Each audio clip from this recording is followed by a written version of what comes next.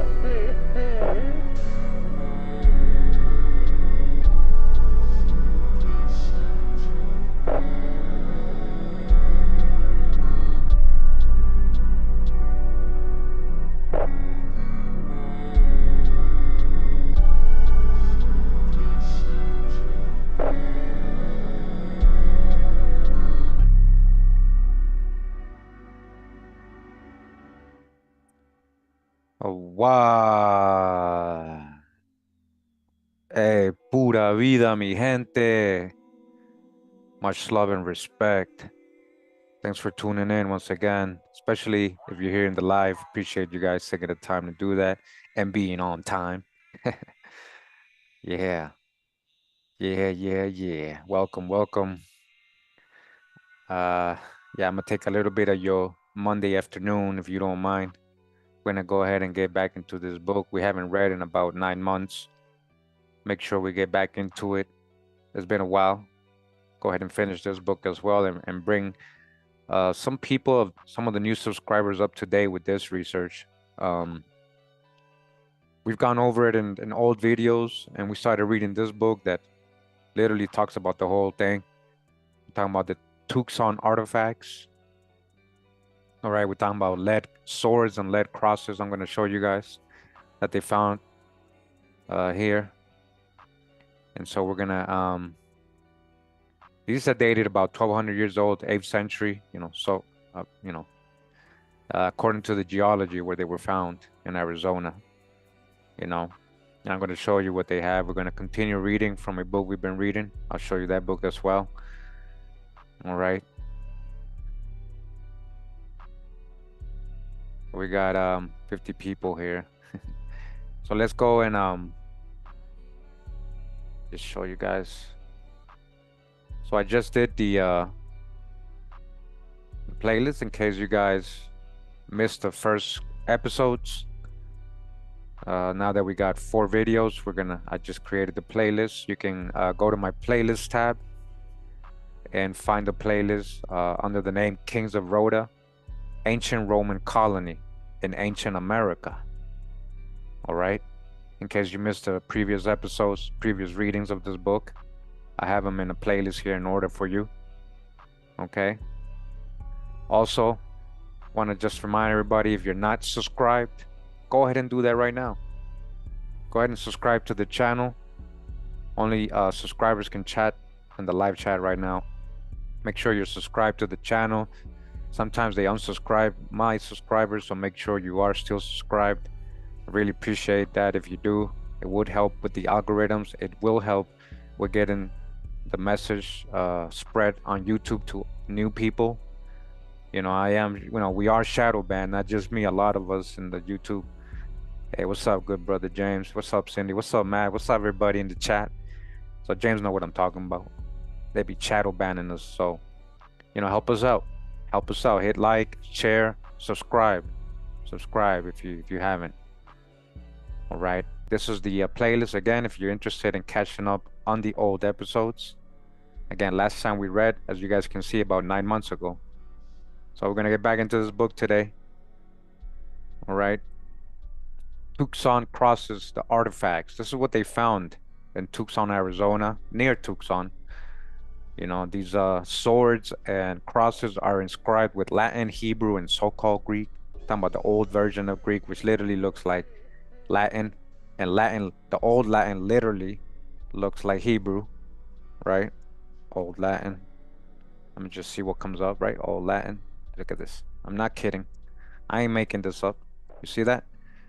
And you can see some of the Paleo Hebrew inscriptions and letters in so-called Old Latin. So it's all kind of the same.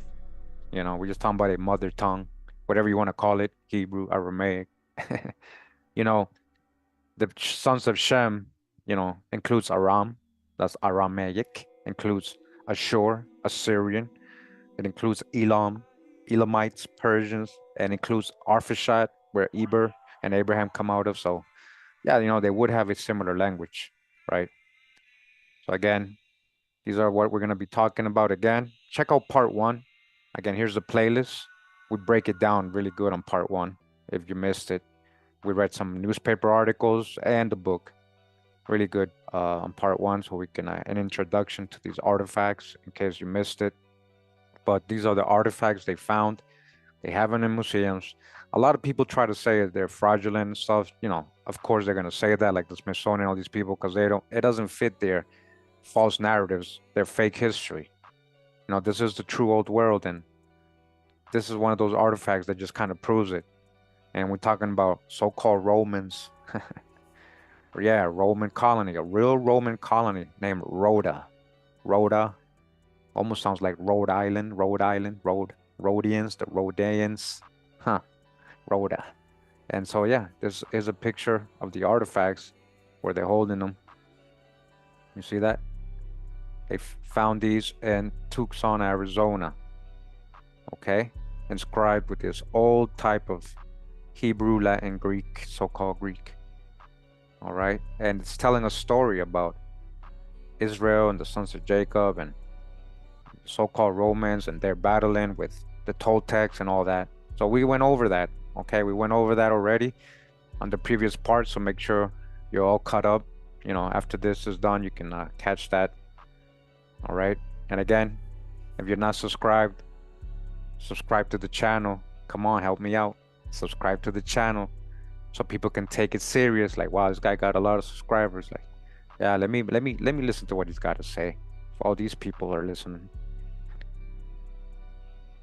Yeah, she did. Didn't yep, Queen Khalifa did attend, and she was in a Roman court, remember? You guys know. You guys saw my Khalifa videos. She's a real historical person. Queen Khalifa is not a myth. It's not a Spanish romance, as they try to say. You know? De Soto, or who was it? Was it De Soto? I think it was De Soto. He wrote how the Indians told him about Queen Khalifa. It wasn't in no Spanish romance that he got it from. You know, so I mean, go check out the Queen Khalifa videos as well. All right, and again, the playlist Kings of Rhoda. We're going on to part 4 today. Part 4 today. And again, we're gonna get into we're gonna continue where we left off about 9 months ago in this book. The book is Merchant Adventurer, Kings of Rhoda, the Lost World of the Tucson Artifacts. All right, here's a picture of them finding this stuff, right? And again, the geology, where it was buried, proves the age, how old they've been buried there. It wasn't put there when the Spanish came, because that's what they try to say. You know, a lot of people try to doubt it. A lot of the archaeologists, there's a little beef going on with the archaeologists and geologists. That's always because the geologists, hey, we found this in this old strata right here. It has to be from this date. And then the archaeologists are like, no, but it doesn't. That don't make sense. It don't fit our brainwashed history, our indoctrination, what we learned in college. This is the true old world, right? You gotta empty your cup. All right. How many more books we gotta read? Every day I read almost a new chapter, new book, proving this is the true old world.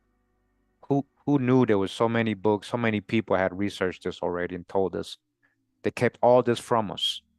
They didn't tell us none of this in school growing up. They had us looking at the other side of the world. Let's wake up. Let's wake up. Talk about making America great again. You want to talk about making America great again? Come on, man. Oh, yeah. You know what we're talking about when we're talking about making America great again. We're not talking about Trump, the APAC puppet. We ain't talking about those candidates. They're all under APAC lobby. Yeah. A lot of you don't want to hear that. A lot of you making excuses for these people. Yeah. Well, that's a whole other subject. Whatever. So let's get into the book. Again, this is from Donald Yates. Shout out to Donald Yates, you know, if you're listening, because he's not like Daniel Lowe. Daniel Lowe wrote about this too, and every time we read from his book, he censors us. He takes our video down. He gives us a copyright strike. You know, and YouTube just obliges when we're just reading a book. You know, it's like he's a Mason or something. He got some connects up there. And he's literally watching us. He's literally watching us. So he did that to me and Drop, 42 to the Drop Radio. So at least we know he's watching us. So shout out to Donald Yates, because Donald Yates, he spilled the beans on a lot of things. You know, he's also one of the authors of Jews and Muslims and British colonial America. That great book we read fully, talking about the Sephardic Jews and the Muslims, you know, the colonists, the original colonists here in general. So Donald Yates is, you know, big on kind of showing the true history of America, you know, even though he's a diffusionist, which means they try to say people came here and influenced ancient America, which to me they're seen in reverse, you know, because they get taught that America was uninhabited and that the cradle of life is somewhere else, you know, cradle of civilization. But Mesopotamia over there in that desert don't have, you know, fossilized corn, fossilized squash. You know, they ain't finding all these agriculture next to the mounds and all these ancient pyramids like in Caral Supe, Peru and Mesoamerica. They ain't finding all that over there. So that's the hijack. And corn is from here. We feed the world. 600 out of 640 food crops in Africa originated in the Americas. We feed the world. All right, so I don't want to hear none of that. Civilization is a product of agriculture, people settling down and farming. Okay, they had time to build, they had time to create stadiums, play sports, and all kinds of that stuff. Metallurgy creates, metal artifacts, clothing, cotton, caral supe, the oldest cotton, producing, all over the world, trading all over the world. All right, so I'm going a little off subject, but I'm just, reminding everybody. All right, hit that like, share, make sure you're subscribed. All right, make sure you're subscribed if you just got here.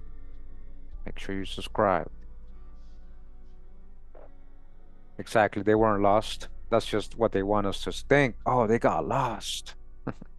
Merchant Adventure, Kings of Rhoda, and Tucson, Arizona, the lost world of Tucson artifacts. We're gonna go to about page 59 of this book where we left off. And it says here, hold on guys, let me just fix the vibe. Let me know if the music is ever too loud or anything like that.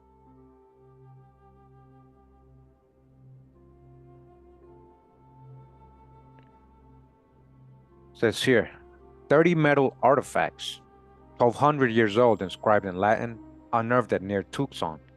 Lead crosses, scarred swords, 1200 years old, are genuine, declares local archaeologists. On the same day that the New York Times released its puzzling relics, all right, and we read that article on part 1, so I'm saying catch up. Scoop, the local newspaper, published this report lined by Gilbert Kosulich, Arizona Daily Star. All right, so many newspapers actually reported on this, not just one, not just two, not just the New York Times. And that was in December 13, 1925, the Arizona Daily Star. And the title, inscribed with Latin and Hebrew, accidentally unearthed by C.E. Manier and T.W. Bent, may change history. They wrote that in 1925, but guess what? Guess what? They swept it under the rug. They're like, oh no, don't make this public. Let's call it a fraud. Let's call it a fraud so nobody pays attention. Left by a race 700 years before Columbus landed. Before so-called Salvador Fernandez Sarco. So-called Columbus. The Portuguese Jew, they just admitted, right? He's a Portuguese Jew. Well, they said he's a Sephardic Jew, but he's from Portugal. The thing is, if you knew what Sephardic Jews looked like back then you would know he's a so-called black man. Yeah. So this artifacts left behind by a race of 700 years before Columbus landed. All right, and they believe.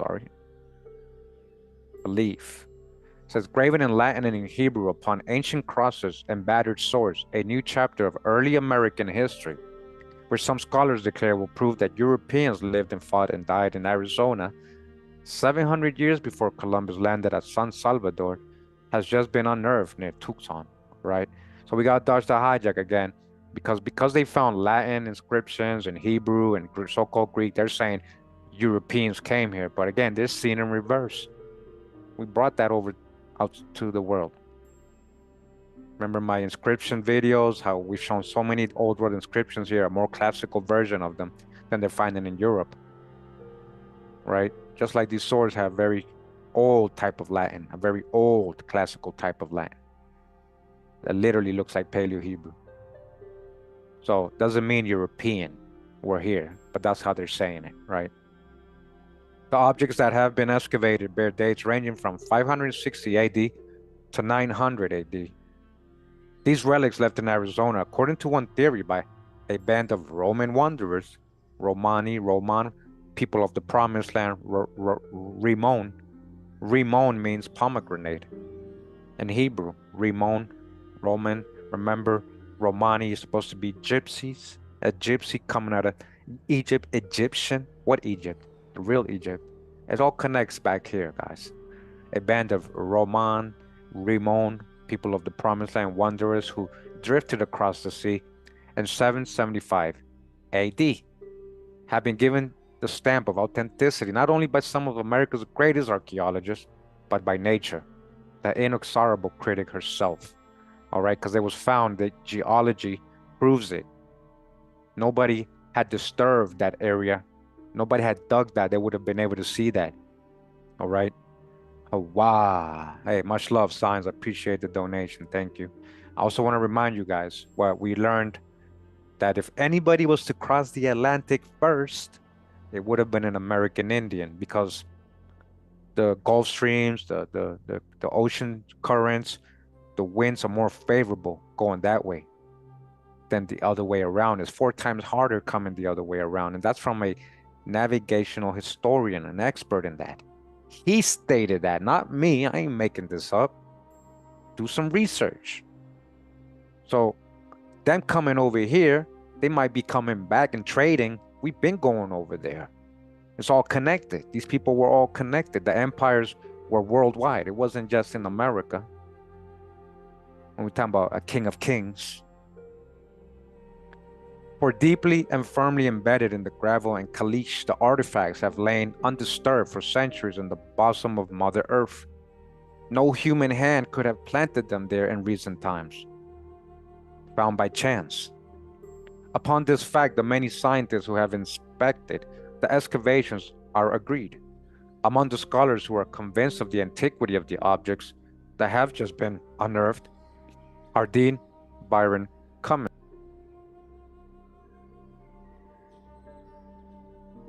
as well as Dr. A.E. Douglas and Dr. Charles T. Voorhees of the University of Arizona, and Dr. Clifton J. Sarley, who was for 8 years professor of geology at the State University. Their statements appear elsewhere in this issue. The relics were found at the 5th Limekiln on the Silver Bell Road, about 7 miles from the heart of Tucson, near the 9-mile waterhole. The tract of land on which the discoveries were made is the property of Thomas W. Bent of 1234 or 1234 North 4th Avenue. The first artifact, a cross, was unearthed by Charles E. Manier of 948 Penn Place on September 13, 1924. The discovery came about by pure chance.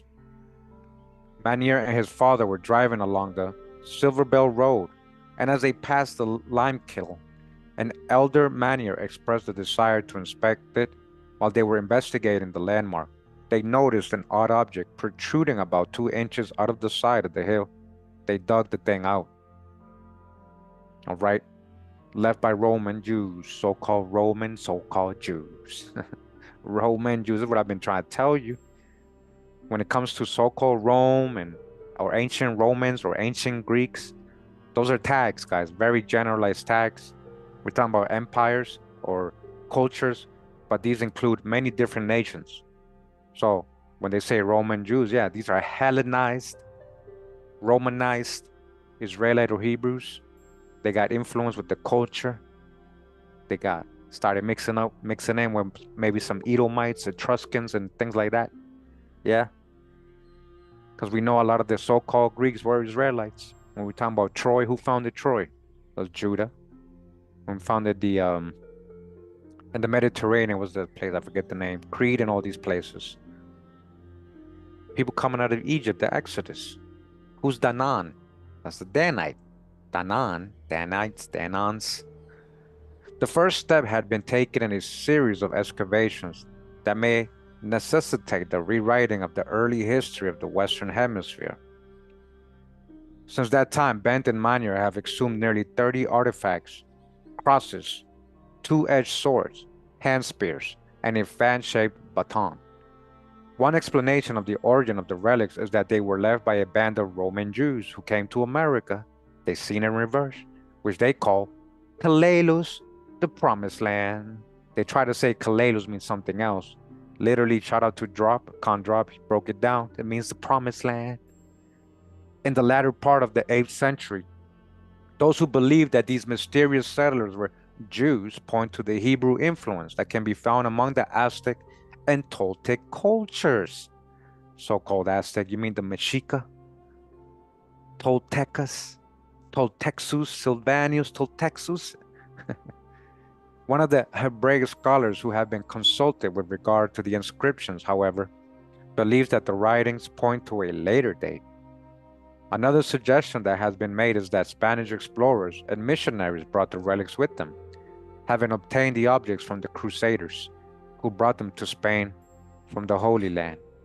This is the Holy Land, and many of the Crusades happened here, if you guys don't know. In case you guys don't know. So all of the above, huh? In the work of excavation, a number of Tucson scientists and other citizens have assisted. Dr. Sarli has taken a particular active part. Many or Bent have expressed their appreciation to Major Johnny White and other city officials for their interest and cooperation.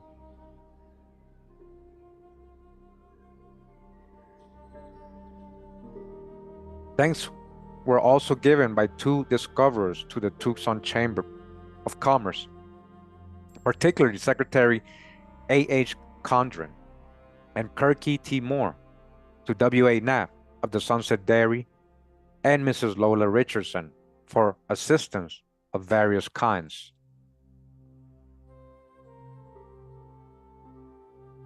What happened? Come on.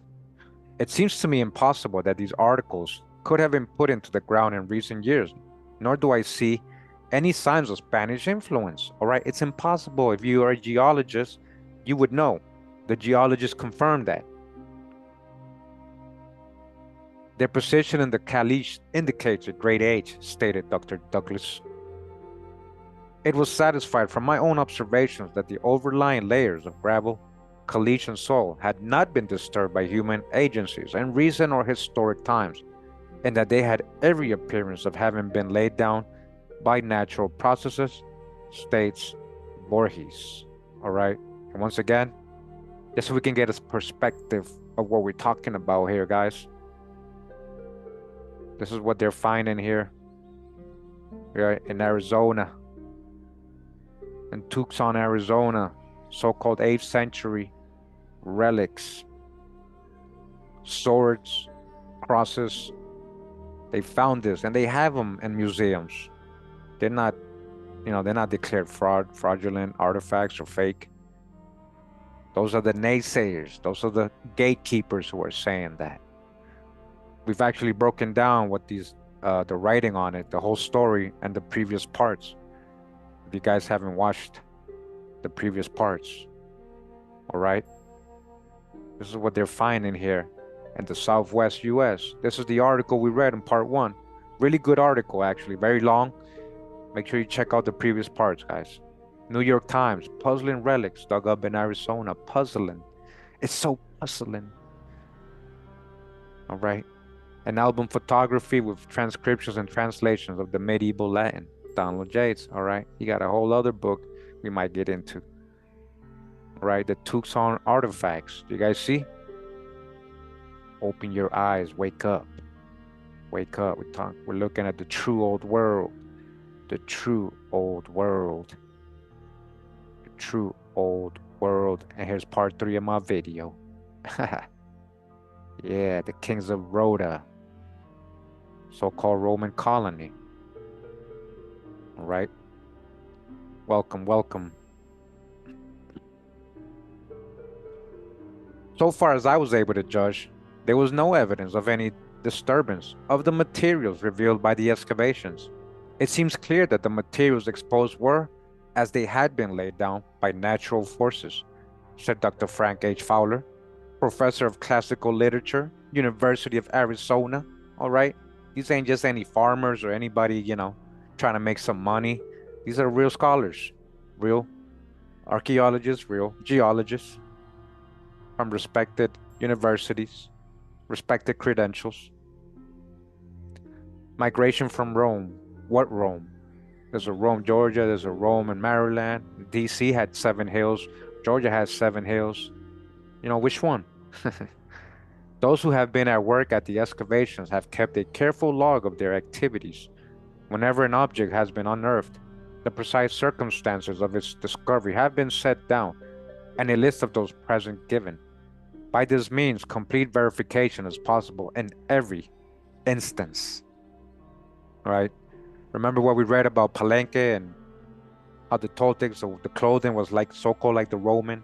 Remember what we've been reading about, in that book, Researches into the Lost History of America. We just recently read about Peru and their ceremonies and their what you call it, the funerary uh, ceremonies that resembling the ancient Romans. So that's what I'm saying. What Rome? There's also a Rome in upstate New York. That's right. Okay. So this is what I'm saying, guys. That's the hijack. They want us to think all the way over there. They've seen it in reverse. Literal translations of the Latin inscription have been made by Dr. Fowler expressly for the Arizona Daily Star. And English renderings of some of the Hebrew writings have been prepared by Eastern scholars at the request of Dean Cummins. An interesting interpretation of the Latin inscriptions has been made by Mrs. Laura Coleman Ostrander, teacher of history in the public schools of Tucson. According to Mrs. Ostrander, the Latin writing tells of a migration from Rome in 775 AD, the band of immigrants being under the rule of one Theodorus Ameri, Theodorus. They were carried over to sea, to Kalalus, the promised land, an unknown land, they say. An unknown land, yet it's all over the maps in North America, Kalalus, if you guys don't know, in old maps, where they found and conquered native people whom they called Toltexus Sylvanus, in the full rendering of his name. They engaged in a series of wars and were apparently exterminated, according to one reading of the inscriptions. You're still here. You weren't exterminated. The Hebrew writings are so fragmentary that it is impossible to weave a narrative from them. The riddle is not yet solved. The discoverers of the remarkable relics are merely making their preliminary announcement after 14 months of labor. The relics have been found. They have been pronounced genuine by some of America's best archaeologists, okay?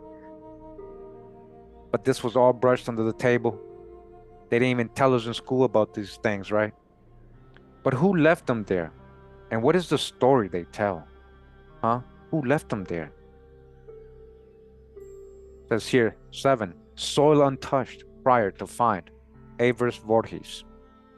What follows is another part of the local newspaper's coverage at the time of the Tucson artifacts.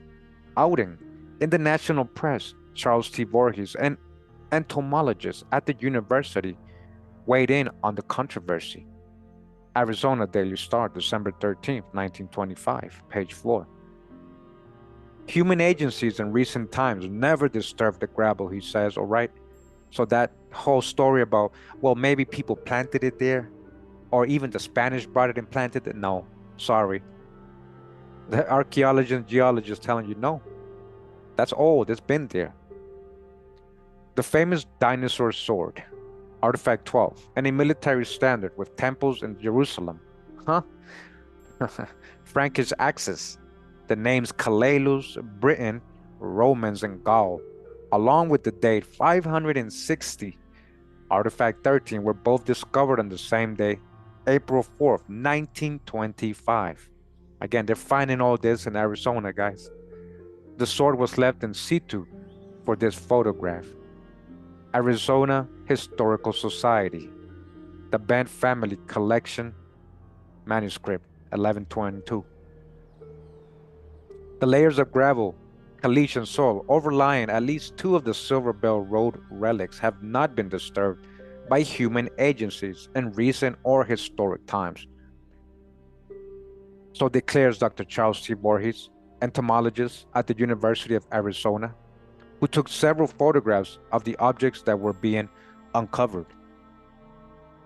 On April 5th, 1925, I was invited by Dr. C. J. Sarley, geologist, to visit certain excavations being made on the Silver Bell Road, some 4 or 5 miles beyond, example, northwest of St. Mary's Hospital.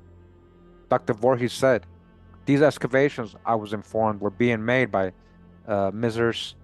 Bent and Manier, whom I had not previously met. It was desired that I take photographs of the objects being uncovered. On arriving at the site, I was shown the excavation and the 2 objects, and given free opportunity to examine the objects as then revealed. buried in caliche or caliche. The objects then shown in the wall of the excavation were two. One appeared to be the hilt of some sort of sword, of which only the hilt and perhaps 2 inches of the blade were visible. The remainder was firmly embedded in a stratum of caliche. The other object I can suggest no name for, and can only describe it as a very large paddle or fan-shaped metal object, having some engravings on its surface. It was completely exposed above, but was lying on a shelf or bed of caliche of the same stratum as that from which the sword hilt protruded. When lifted after photographing, the bed on which it lay had every appearance of being the lower portion of the original matrix. Both objects appeared at first sight to be made of copper, but on handling and close inspection, it could be seen that this appearance was due to a surface layer or discoloration only. The interior, as revealed by a few scratches, and by weight, seeming to be of lead or lead mixture. I remained on the scene while the sword was completely excavated and had both objects in hand for examination. All right, he literally, getting a primary source here, he literally saw it being excavated. I was satisfied from my own observations that the overlying layers of gravel, caliche, and soil had not been disturbed by human agencies in recent or historic times, and that they had every appearance of having been laid down by natural processes. The caliche layer in which these objects were embedded was overlain by 2 other similar layers. There was no appearance of these objects having been placed beneath the ground, even at a remote date by burial. I did not personally measure the depth from the original soil surface to the objects themselves, nor see such measurements made, but would estimate it from observations and the photographs about 5 or 6 feet. 1 foot or more of this depth was surface soil, somewhat darker in color, and the remainder was sand, gravel, and caliche. The caliche layers were not so hard and well differentiated as caliche strata often are, and while rather readily visible to eye, do not show up in the photographs. The following persons, previously well known to me, were present while the exposures for photographs and the examination of the objects photographed were completed by Dr. C.J. Sarley, geologist, and Dr. Frank H. Fowler, professor of classical languages, University of Arizona, Mrs. Frank H. Fowler. It says here, 8. Dr. Fowler at Kiln, as relics are unearthed. Here we encounter more of the due diligence conducted by the local paper, this time involving the professor of classics hazarding an opinion on dinosaurs. The identification of a diplodocus, listen to this, on the sword turned out to be another of Fowler's ill-informed conspiracy theories, like the fact that the bad Latin on the artifact was pitifully deprived from a handful of books in the university library. Here is the academic blunder as it happened. No dinosaur, whether real or copied from a book, has a forked tongue. Are we talking about a dragon? By this point, a circular reasoning had gripped the experts. Arizona Daily Star, December 13th, 1925. No evidence of disturbance of materials, declares Latin professor. One of the swords dug up in the lime kiln excavations bears the representation of a long-necked, long-tailed, four-legged animal, resembling in a striking way restorations of the Diplodocus, according to Dr. Frank Fowler, professor of classical literature at the University of Arizona. Dr. Fowler was present when the sword was dug out. On Sunday, April 5th, 1925, I went to the old lime kiln, some 6 miles northwest of Tucson on the Silver Bell Road, where several articles apparently made of lead had been dug up, Dr. Fowler said. Excavation had been carried on in such a way as to leave a vertical face approximately at right angles to the road. This face was about 6 feet high. An upper layer consisted of about 18 inches of brown soil. The rest of the face showed a conglomerate of stones, sand, caliche, and soil. There were 3 fairly well-marked layers of caliche. So far as I was able to judge, there was no evidence of any recent disturbance of the materials revealed by the excavations. It seemed clear that the materials exposed were as they had been laid down by natural forces. Some 8 inches from the bottom of the face resting on a ledge, where it was reported that it had been uncovered, was an object somewhat resembling a fan with a long handle. This was over 2 feet long. It lay parallel to the face. A few inches from the end of this projected the hilt of what later proved to be a short sword. The material surrounding this object had, in my judgment, not been disturbed. When dug out, a very distinct mold was left in which the sword had rested. The distinctive mark on the sword was representation of a long-necked, long-tailed, four-legged animal resembling in a striking way restorations of the Diplodocus. All right, are we just talking about a Dracan? Yo, man. Number 9. Caliche shows an age of relics, says Douglas. All right, the geology proves how old this is, guys. So he says, also polled was the famous 3-ring expert, Andrew Ellicott Douglas, who was he lived 1867 and 1962. At the time, he had just become an assistant professor of physics and geography at the University of Arizona. He witnessed operations at the find site firsthand. All right, we're talking about people who saw them getting excavated. Arizona Daily Star, December 13th, 1925. Yeah, make sure to hit the like button, guys. Make sure to subscribe. Make sure to share. All right, and catch up on the old episodes of this series if you haven't. If this is your first time, this is a pretty good book, in depth regarding these artifacts. Director of Stewart Observatory present when artifacts removed. All right, the director of the Stewart Observatory was present when they were removed, when they were dug up. The position of the Silver Bell Road relics in the firm caliche indicates a great age, says Dr. A.E. Douglas, director of the Stewart Observatory of the University of Arizona, who has photographed 6 lead objects unearthed at the excavations. I have been very much interested in the recent discoveries near here by Messrs. Bent and Manier of certain lead alloy crosses and weapons, and have kept in close touch with their excavations since the first discovery in September 1924. Dr. Douglas said, I have seen 6 of these lead relics extracted from the firm caliche at depths of from 30 to 60 inches and have photographed each of these in places as they were being uncovered. None could have been dug out with the fingers or by a stick, as in ordinary earth. Number 10. Genuine, says Dean Cummins of Old Relics. A biography of the Dean of Southwest Arizona was published by Todd Botswick in 2006, and his early papers are in the collection of the Arizona Historical Society, where the Tucson artifacts are housed, all right? So why would the Arizona Historical Society have these relics if they were fake? Wouldn't that make a fool of them?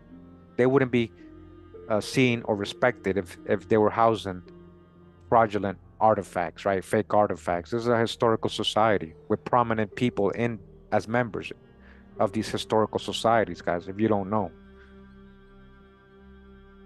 So Cummins' masterwork is perhaps his privately published and neglected book, The First Inhabitants of Arizona and the Southwest. All right, we're gonna have to get that book too.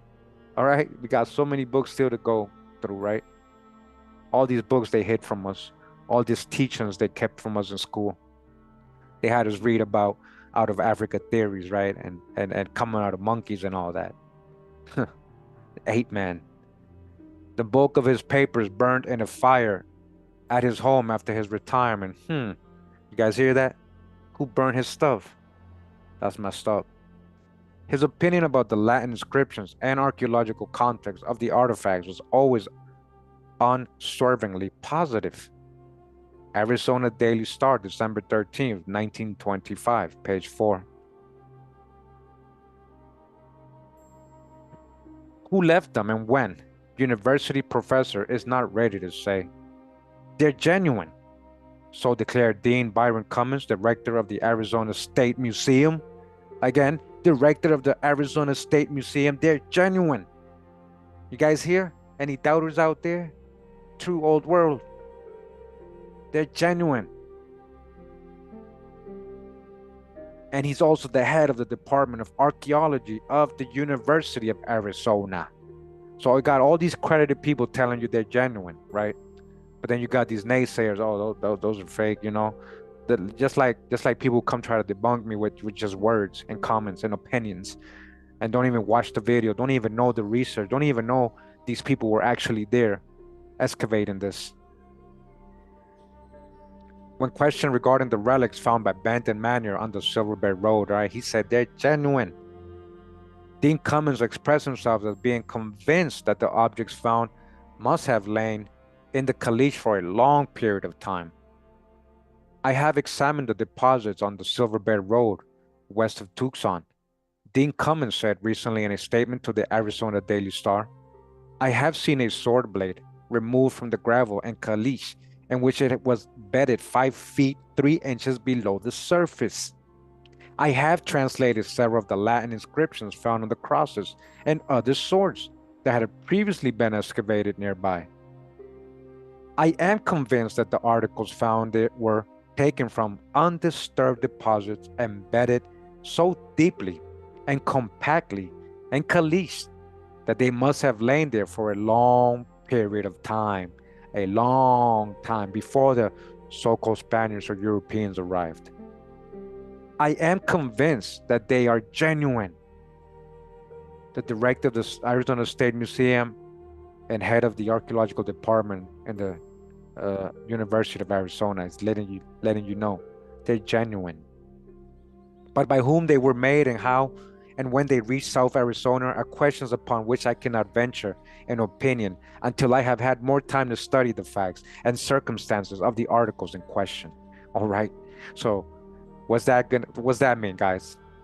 Right? Shout out to Drop, Con Drop. What did he say? If they can't tell you who you are, how can they tell you who you're not, right? If they can't say who put these objects or made these objects, how can they say who didn't? If I say, yo, it was ancient Americans who did it, how are they going to tell me no if they don't know? Right, guys? Do you understand what I'm saying? Number 11, log of excavations kept by discoverers of relics. It has been claimed that Bent kept better excavation records than any academic practitioner, even though he was not trained in archaeological procedures and had little formal education. All of his papers were bequeathed to the Arizona Historical Society, along with the artifacts themselves by his son Thomas W. Bent Jr. The family stood against anything going to the Arizona State Museum or University of Arizona because of those institutions' indifference and hostility, the gatekeepers that were there, particularly in the person of Emil J. Horry, all right, who died in 92. He was a gatekeeper. They was like, nah, we don't want to send them there because you know what's going to happen? You guys are going to hide them. You're going to send them to the Smithsonian, and then you'll be like, oh, we don't know where it is. They disappeared. Just like so many artifacts, right, that they've hidden from us.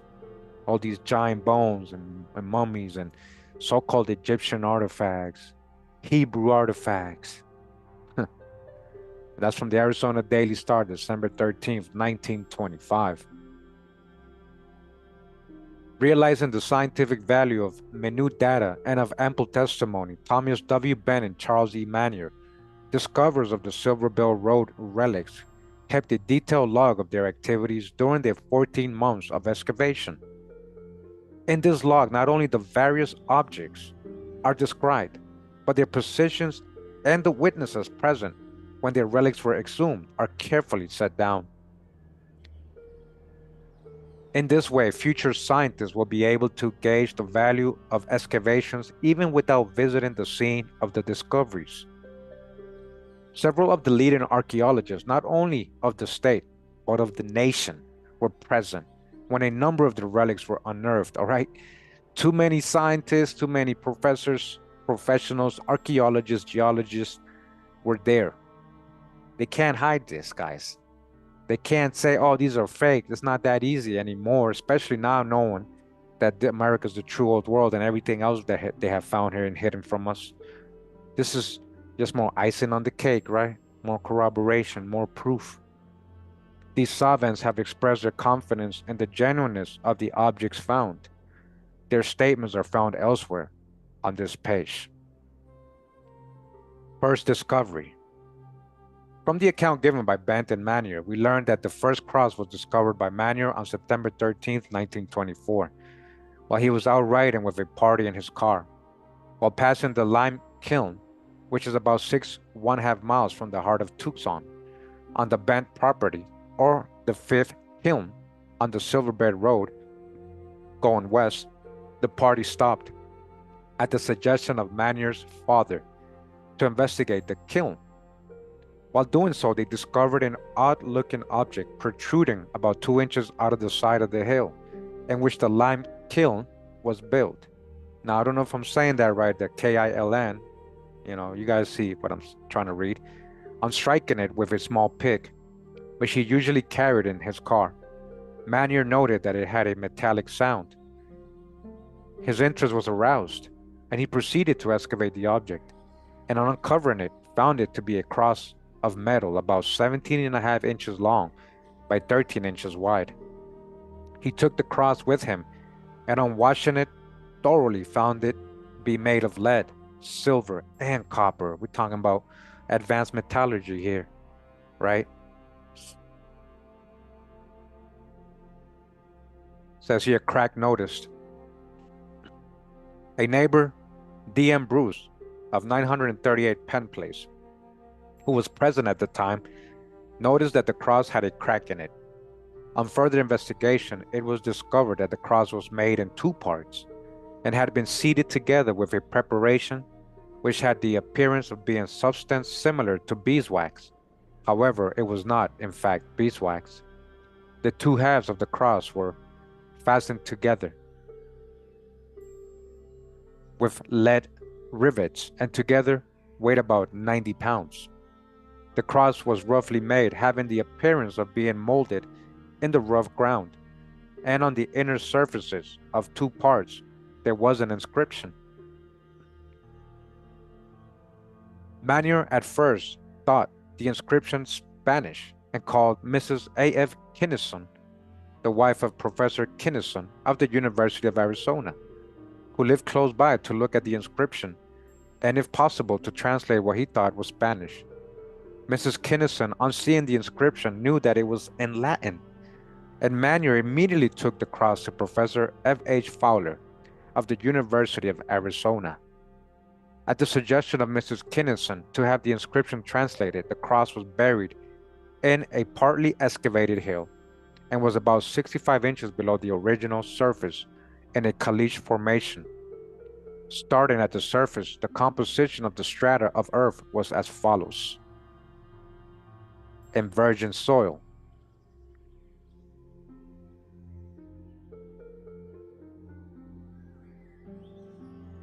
sorry, just having some water. Thanks for tuning in, guys. If you're here in the live chat, appreciate you guys.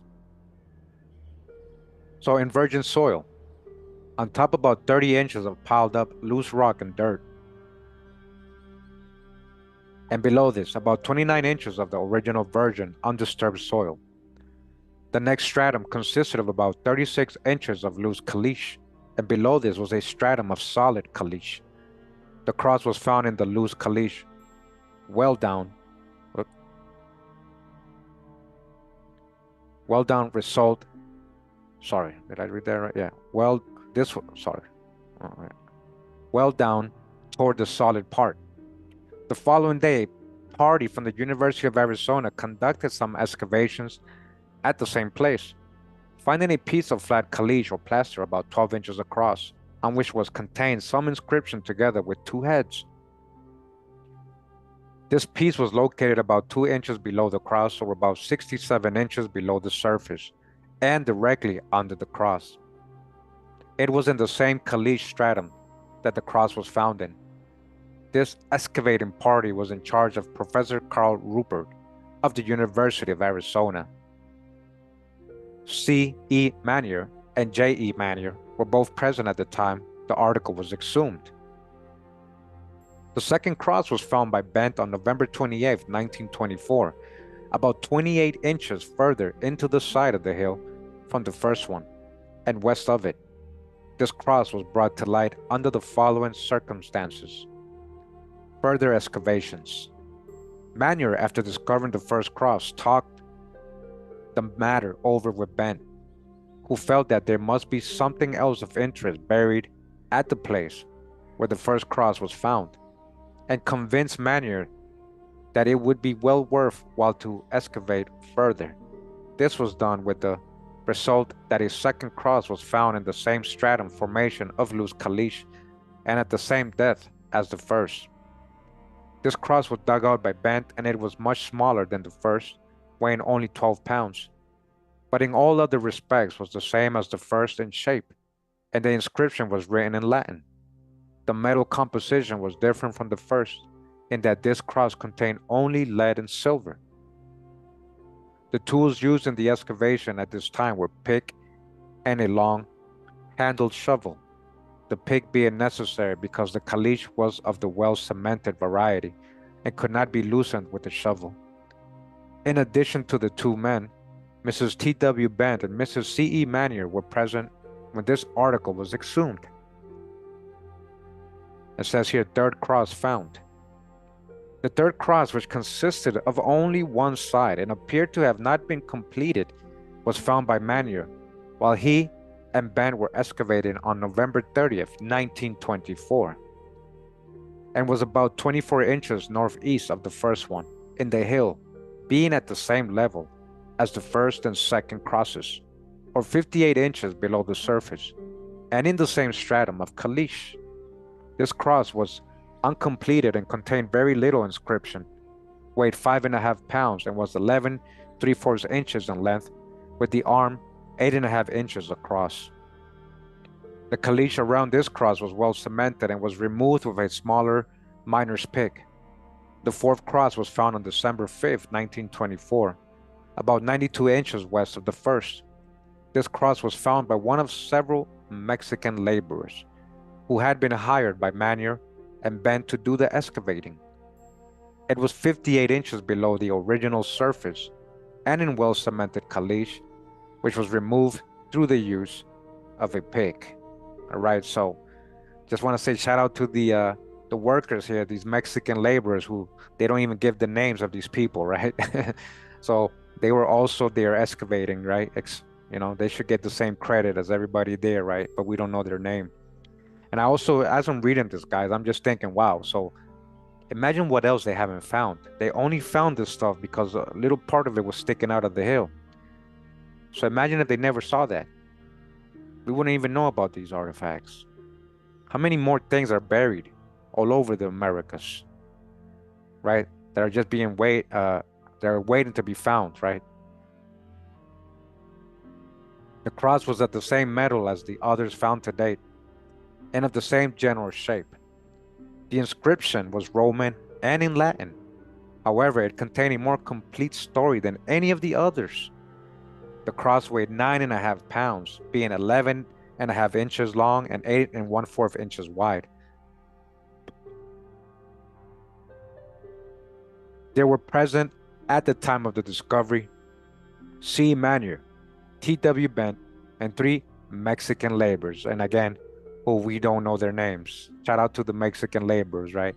And again, if you just join us, we're just talking about the Tucson artifacts, talking about swords and crosses found here in Arizona, going back to a pierce based on the strata. Oh, actually, based on the writing, they're giving it a date of 8th century, right? 800 ADs. But they're saying it could have been buried from 400 to 900 AD.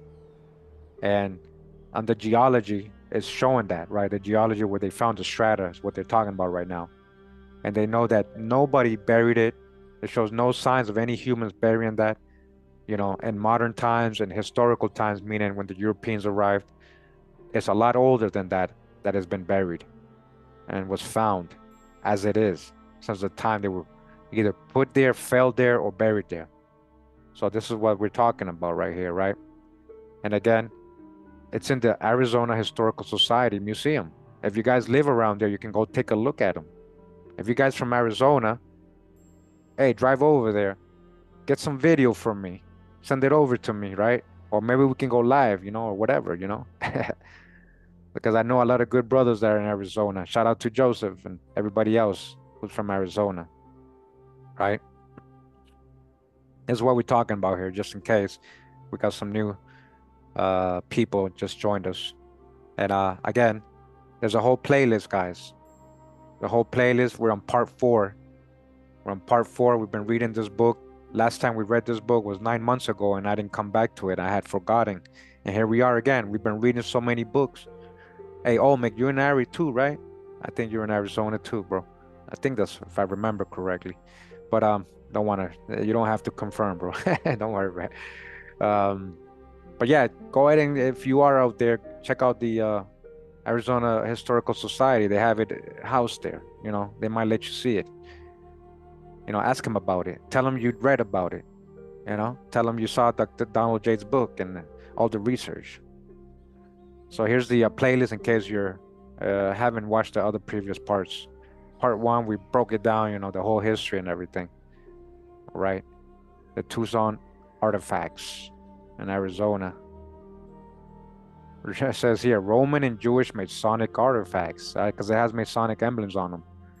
Dated to around 800 AD, right? You see that? Yeah. All right, let's go back to the book. On January 24th, 1925, they were unearthed. Hey, millennials, you're in Arizona. Yeah, I figured you were. I saw your video, so yeah, it looked like a place like Arizona. Hey, go check it out, guys. If you're over there, go check it out, man. Go together, do a little field trip. On January 24th, 1925, they were unearthed a 5th and 6th cross at the Lime Hillen, right? Is that how you say it, Rhoda Mess? Hillen, the larger of the 2 crosses, which weighed about 30 pounds, was unearthed at shortly after 10 a.m. And the smaller cross, weighing about 25 pounds, was unearthed about noon. Both of the crosses were,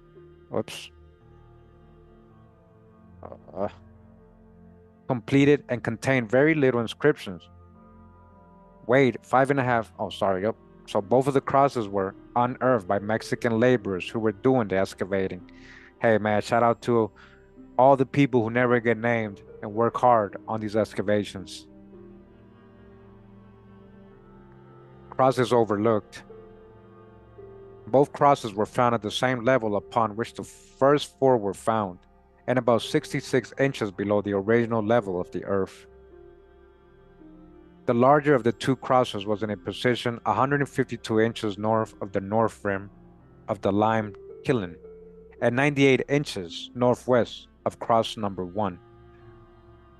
The smaller cross was 167 inches north of the north rim of the lime kiln and 100 inches north and slightly west of cross number 1.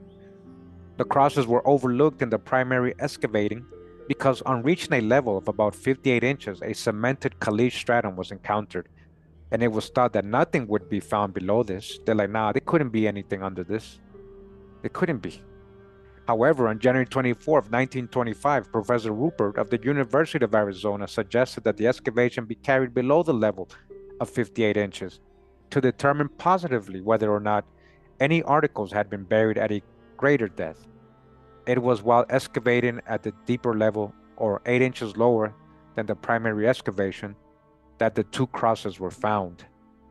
The cemented caliche below the primary level was very hard and difficult to excavate, and it was necessary that it be loosened with picks.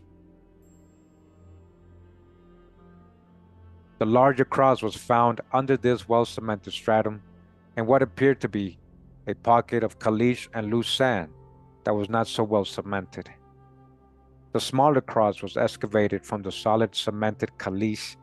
Both of the crosses were picked up by the Mexican laborers in their excitement, so the soil or caliche immediately surrounding them was disturbed before photographs could be taken.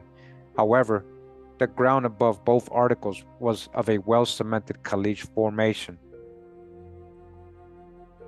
And then we continue, says, made in pairs. The crosses were made in pairs and fastened faces together with lead rivets, and in between was found wax preparation for preserving the inscriptions on the inner faces. There was little writing on these crosses, but they contained several pictures of heads, crowns, battle axes, and hieroglyphics. The members of the excavating party were Professor Rupert, Manier, Bent, and 4 Mexican laborers. All of these were present when both crosses were unearthed, and Eli Abig, a Mormon elder from Fort Lowell, was also present at the time of the excavation of the smaller cross. The metal appeared to be the same as contained in all of the other crosses found, and was for the most part lead. On Friday, February 13th, 1925, Roman's sword was unearthed by C.E. Manier. This sword was made of the same material as the crosses, except that it had been tempered, the edge being perfectly straight and true.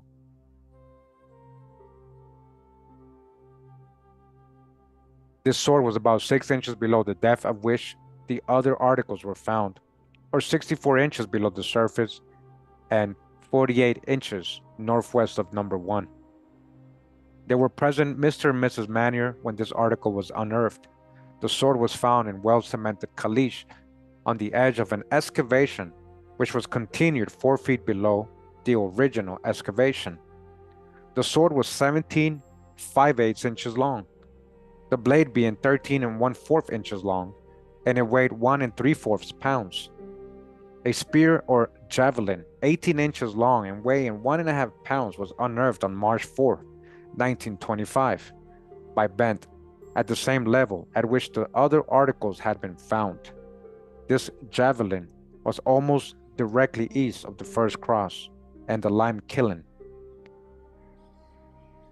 Spear unearthed. When first discovered, it appeared to be a piece of pipe protruding from the loose broken down earth. At this time, only about 2 inches protruded. However, the loose broken down dirt was cleared away, exposing about 8 inches of the handle, which seemed loose. The handle was loose because there was a crack at the beginning of the blade. The blade was solidly embedded in caliche that was well cemented. Dr. A.E. Douglas, with the aid of Bent, removed the caliche from above the article with a heavy bladed pocket knife.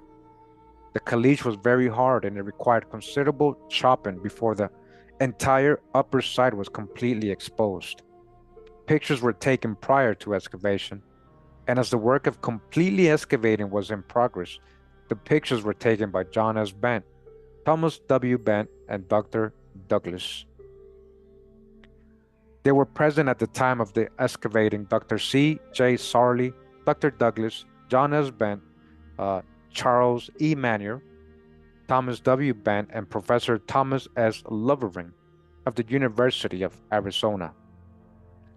Partially unearthed by John S. Bent at a level of 59 inches in solid, well-cemented caliche, this spear was made of the same material as all the other relics and had a solid handle. The spear was fully uncovered but not moved from its original mold until after pictures were taken by Dr. Douglas, John S. Bent, Thomas W. Bent, and Dr. Sarley. Pictures were taken of the mold also. This spear, prior to its being removed entirely, was seen by Dr. Douglas, Professor Sarley, J.W. Daly, Charles E. Manier, John S. Bent, Thomas W. Bent, and 2 Mexican laborers. Continues, says sword discovered. Next was found a sword 18 inches long and weighing 2 3/4 pounds, made of the same material as the other articles found. This relic was first discovered and partially unearthed by one of the Mexican laborers employed in the excavating. It was 60 inches below the surface in the 4th layer of caliche. It was found at 10:26 a.m., March 28th, 1925. So you guys see how many months are going by, right? And was 32 feet north of the first cross, pointing north and south. At the time the sword was first partially unearthed, there were present Charles E. Manier and John S. Bent.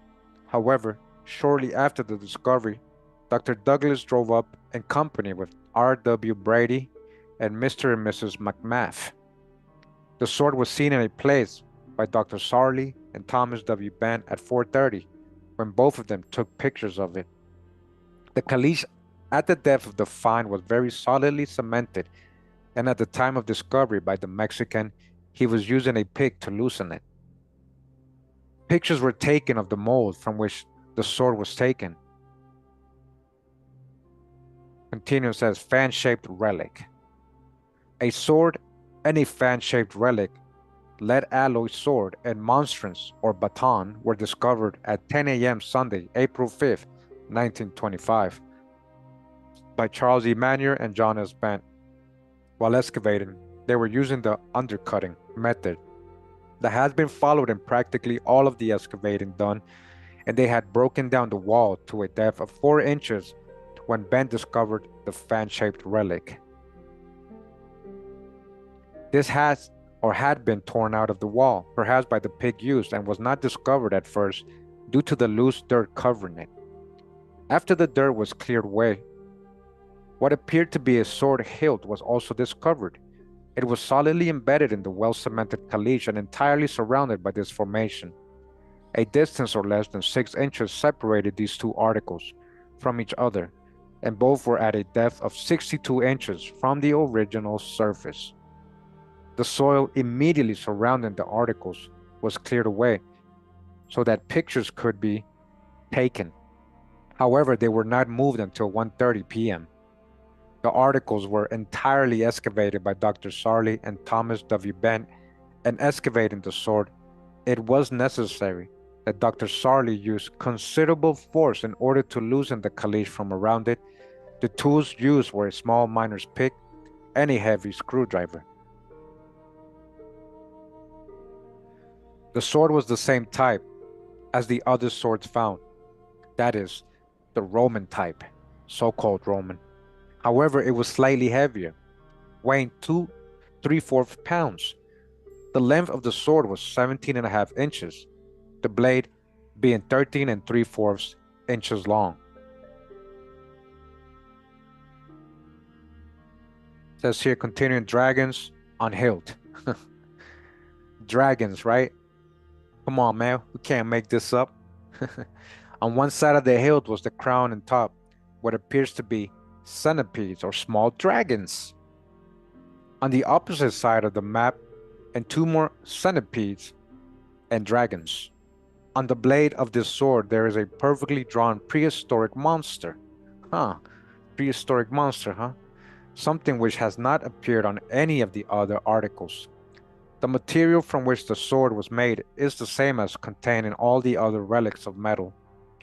The fan-shaped article, which had been called a monstrance and also a baton, was almost wholly excavated, and it was only necessary to clear away some loose dirt to fully excavate the length of it.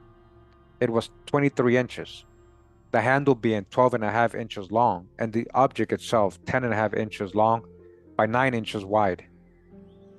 It weighed 5 1/4 pounds and was made the same material as the sword. The relic contained many inscribed figures and 2 dates, 560 AD and 705 AD. This is perhaps one of the most valuable, if not the most valuable, of the entire collection. Dr. Sarley arrived a very short time after the discovery. He had come out to the location for the purpose of taking pictures of the surrounding country. At the time the articles were finally taken from the ground, there were present Thomas W. Bent, John S. Bent, Charles E. Manier, Dr. Sarley, Dr. C.T. Voorhees, Dr. Fowler and Mrs. Fowler, J.P. Linnott, Miss Leavitt, and J.W. Daly. Dr. Neil Judd present. The articles prior to complete excavation were seen by Dr. A.C. Wright and Mrs. Wright and Mr. and Mrs. W.A. Knapp. Pictures were taken by Dr. Sarley and Voorhees, Thomas W. Bent, John S. Bent, and Linnott. All of these pictures are part of the records of the data covering the relics found. On May 1925, at 10:02 a.m., Manier discovered a point protruding from the south wall of excavation. about 58 inches from the top at the same general level at which the other relics were found. At this place, there is 16 inches of loose topsoil, and then the caliche formation, which increases in density at increased depths. The spear point was protruding from a particularly well-formed section of caliche, which was very dense and well cemented. As Dr. Neil Judd, archaeologist of the Smithsonian Institute, was expected in Tucson on May 27, it was decided to not exhume this article until he could be present. The article in place, as originally discovered, was seen by Dr. Sarli, Dr. Douglas, J.S. Bent, C.E. Manier, Thomas W. Bent, Mrs. Ostrander, and 2 Mexican laborers. Pictures of it were taken by Dr. Douglas and Thomas W. Bent. On May 27th, about 10:30 a.m., Dr. Judd and Dr. Douglas arrived at the excavation, and at the time, there were present Dr. Sarli, John S. Bent, and C.E. Manier. Soon after this, or about 10:45, Thomas W. Bent arrived at the excavation. Pictures taken. Panoramic pictures were taken by Dr. Sarli prior to exhuming the object. Dr. Douglas and J.S. Bent also took several pictures before the article was fully removed and during the process of exhumation. Dr. Judd carried on the exhumation, and on its completion a spearhead was uncovered, which had been broken off at the hill. It was 7 1/4 inches long and 2 inches wide. It weighed 10 ounces. A small miner's pick was used by Dr. Judd in exhuming it, since the caliche was well cemented and necessitated the aid of a strong tool. Necessitated. The article had all the appearance of having been used in combat, since it contained marks that had the appearance of having been made though being struck with another weapon, as in fencing. Alright, talking about weapons here being used in ancient times in America. It was the opinion of most of those present that this article had been used in actual warfare. On May 26, 1925, while Dr. Douglas, Dr. Sarli, John S. Bent, and Thomas W. Bent were examining the wall face in which the spearhead was found, one of the Mexican laborers discovered something protruding from the east face of the excavation, or the wall parallel with the Silver Bell Road, and called Manier's attention to it. Since Manier was closest to him at that time, Manier in turn called all of those present, and on close examination it was determined that the object protruding from the wall was the broken blade of a sword. Short sword blade. This article was 42 inches from the original top surface. The topsoil was a stratum of 17 inches, and below this, the caliche stratification commenced and continued on down. The article was in a caliche layer that, due to the leaching, was not very well cemented. However, a fairly well cemented caliche completely surrounded the article. The article was not removed on May 26, 1925, but was exhumed May 27, 1925, by Dr. Judd at the request of Thomas W. Bent and C.E. Manier. When the article was completely uncovered, it proved to be the forepart of a short sword blade and was 8 1/2 inches in length and 2 inches wide, weighing 16 ounces. This part of the sword blade has been used in combat, as had the spear point exhumed just before it. The broken piece of the blade was scaled all over, where it had been struck many times with another blade, as in fencing. The edge was deeply nicked in several places. I wonder who was the people or person using these weapons, right? Pictures were taken by J.S. Bent, Dr. Judd, and Dr. Douglas during the process of the unearthing of this article. They were present at the time of the unearthing: Dr. Sarli, Dr. Judd, Dr. Douglas, Thomas W. Bent, Charles E. Manier, John S. Bent, and a Mexican laborer. On July 10, 1925, a sword handle was found by C.E. Manier, where it had been thrown out on the pile of loose dirt during a previous period of excavation. Its location in the pile of dirt was 22.5 feet northeast from the kiln and 20 feet north of the cross first discovered.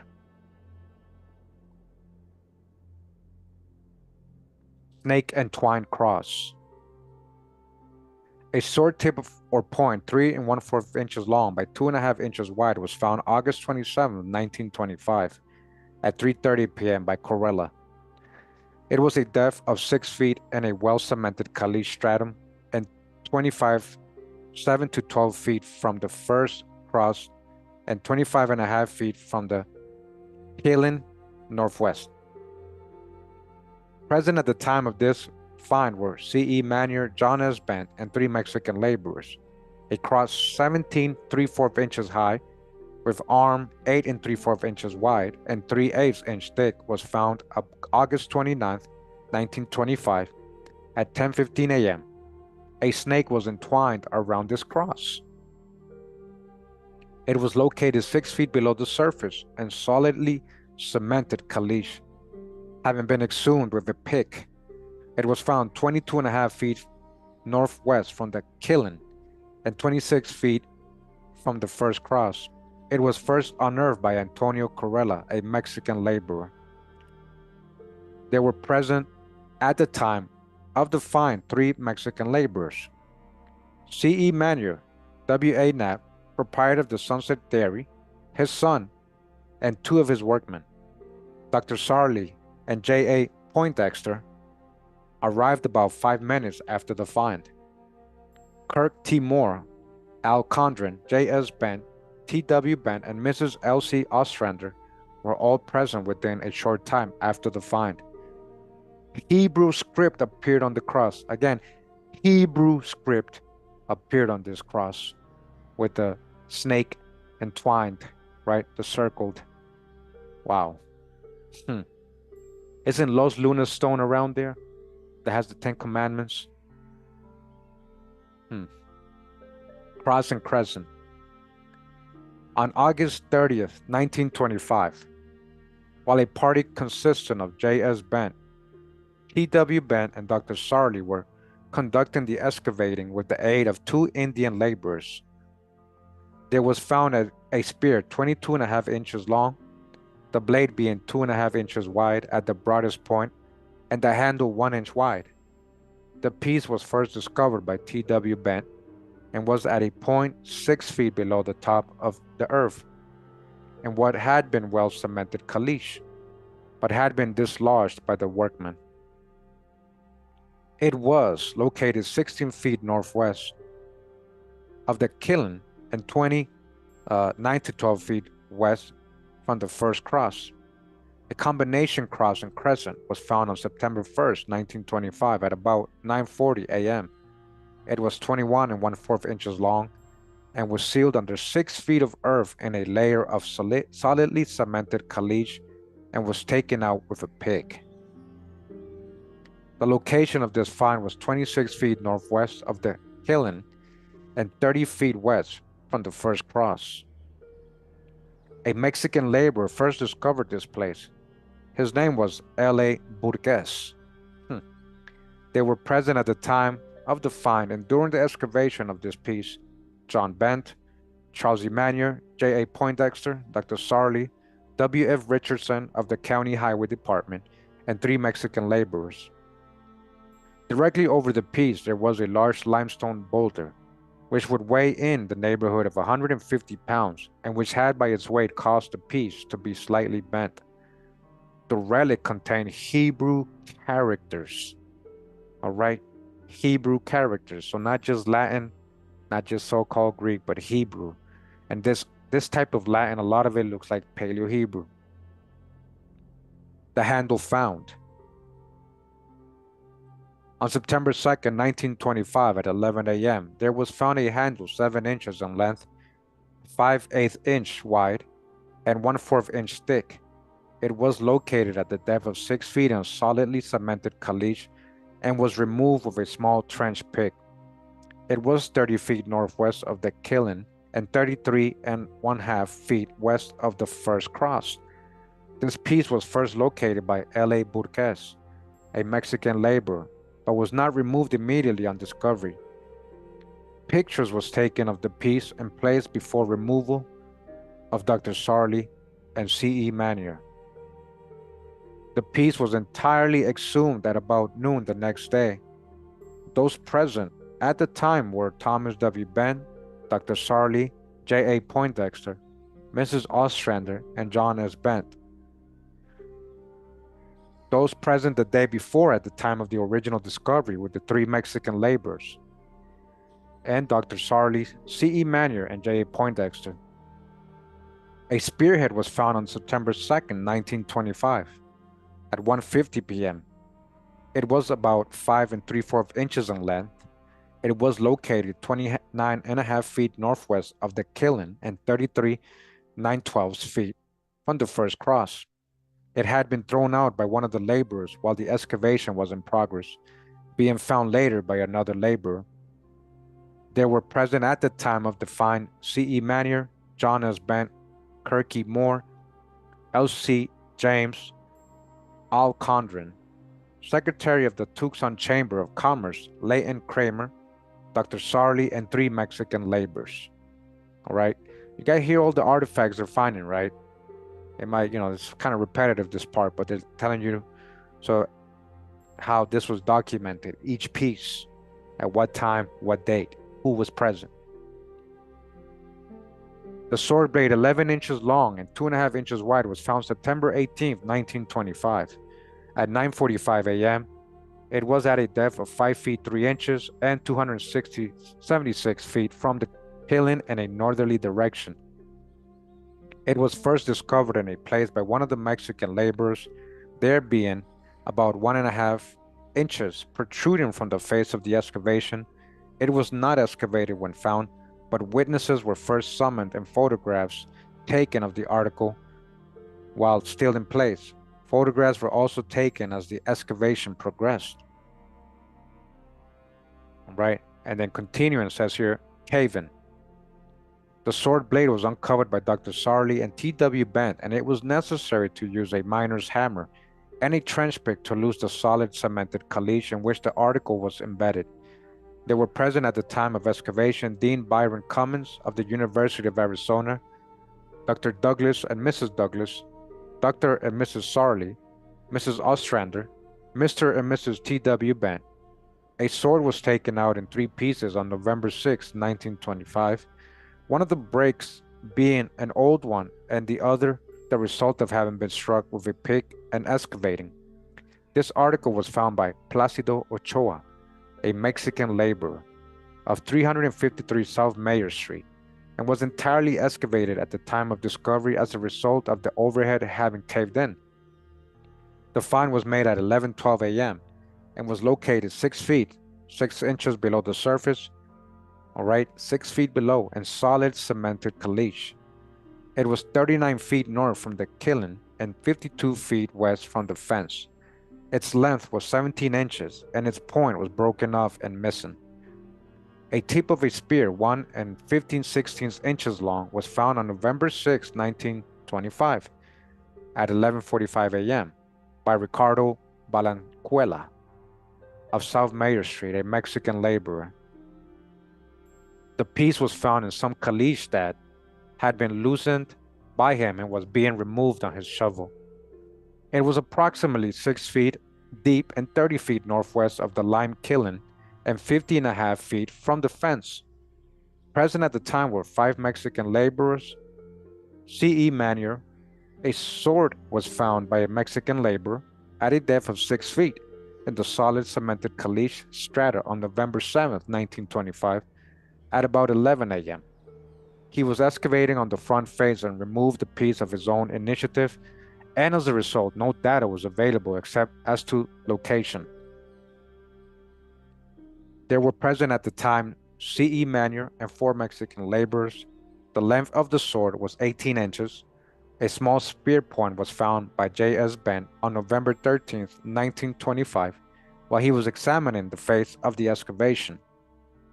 It was 6 feet deep and a well-cemented caliche and 14.5 feet northwest of the kiln. Present at the time were GH bent and JS bent. The length of the spear point was 158 inches. All right. So again, that was all like most of the relics they found, kind of descriptions of when, who was there, where they found it, at what depths, all right? Very descriptive. Hope you guys are still there. Yeah, the photos I believe still exist. We get a lot of them online, but they're probably like maybe the Arizona Historical Society has most of them. Number 12, it says here, continuing. Latent relics or leaden relics may mean new chapter of history. A new chapter in history. This associated story appeared at the same time as the previous report and was based on interviews with Clifton J. Sarley and Laura Coleman Ostrander, trusted collaborators with Manier and Benton. Sarley and Ostrander later got on the wrong side of university's officials and the self-appointed legal expert, the obnoxious George M.B. Hawley, all right, the gatekeepers. Arizona Daily Star, December 13th, 1925. Continuing. Roman Jews, so-called Roman Jews, and Terra Calelus, what? In the Promised Land? America. Terra Calelus, America from 775 AD to 900, an announcement of the discovery of leaden artifacts bearing inscriptions in Latin and Hebrew, now being unearthed near Tucson, Arizona.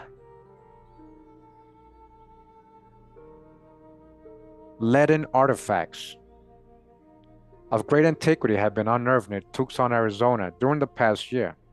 All of the objects bear significant drawings, a number of them inscriptions in Latin and 2 in both Hebrew and Latin. Many dates also are given. The story revealed opens a new chapter in the pre-Columbian history of America. It is a record of colonization in America by Europeans in 775 AD and a brief chronicle of their life here, covering a period of 125 years. To many on first consideration, so again, remember, they're seeing all this in reverse. This is the true old world. To many on first consideration, the claim that the Atlantic was crossed and America colonized by Mediterranean people 717 years before the coming of Columbus will seem preposterous. All right. Again, dodge the hijack. I'm going to repeat it until you guys have it embedded in your mind. If anybody was to cross the Atlantic first, it would have been American Indians. The ocean current streams are much favorable going the other way. The winds are more favorable. It's 4 times harder to come back the other way. This is, something a expert in navigation, a history of navigation, a person, an expert in that, has let us know. I mean, we know based on all the other research in the last 8 years, over 1,000 presentations, guys, that America's the true old world. They've been seeing all this in reverse. So, of course they're gonna say, "Oh no, people didn't come," because they put the old world on the other side of the world. So it's just missing a lot of context. And a lot of these authors are still going with that kind of, that people came here. It's always people came here, left these objects, built these temples, built all these magnificent cities, but then left and disappeared, right? You're still here. We still here.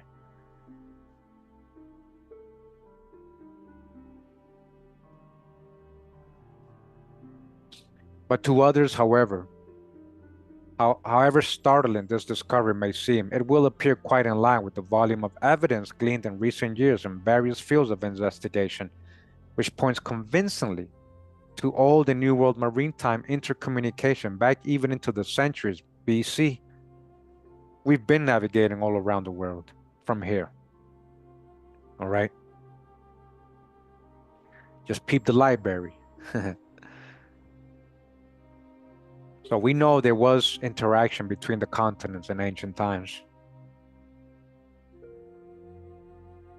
Cross found near Tucson. A chance find by Mr. Charles E. Manier of a pair of large leaden crosses protruding from a gravel stratum near the base of a low-lying bluff, which flanks the westerly side of the floodplain of the Santa Cruz River for several miles below Tucson, was the beginning of this most important discovery. The Silver Bear Highway follows approximately the boundary line between this bluff and the floodplain, and one traveling this road passes a number of old lime kilns long abandoned, which were built in the face of this bluff. On September 13, 1924, Mr. Manier, accompanied by his father, who was visiting him from California, was returning along this road from an auto ride, when at the suggestion of the latter, they stopped to examine one of these kilns. This kiln, like the others, was constructed by digging a large well-like pit in the edge of the bluff, which was then lined with adobe blocks and faced with brick. A trench was then excavated, leading inward to the base of the kiln, where through an orifice the lime, when burnt, was removed. Rainwash of many seasons had exposed the ends of these crosses and one side of the cut and led to Mr. Manier's fortunate discovery. All right. So again, only because they saw it sticking out, that they found this. If not, they wouldn't even bother digging here. Like, so how many things are still buried? Imagine how many things are still buried out there. Inscriptions discovered. When discovered, these crosses were fastened together in such a manner as to appear as one, and it was only while washing the dirt from them after carrying them to his home in Tucson, and a neighbor had called his attention to an apparent line of division running around the sides of the cross, that they were separated. It was then found that they had been fastened together by leaden pegs. The opposed faces were smoothly finished and coated with a wax-like substance, the removal of which revealed printed inscriptions and Latin drawings and dates. The dates and facts set forth by translation aroused Mr. Manier's keenest interest, and he determined to excavate in hopes of finding other material which might add to these astonishing statements and prove or disprove the antiquity indicated by the dates. A few weeks later, he joined forces with Mr. Thomas W. Bent, and the work was begun. Later, the gentleman invited C.J. Sarley, until recently, and for 8 years professor of geology at the University of Arizona, Tucson, to advise them as to the best method of conducting the excavation and to make a study of the field relations of their find, including, if possible, a stratigraphic correlation with the prehistoric aboriginal culture of the region to which he has given some study. All right. Shout out to everybody in St. Catharines, Ontario, Canada.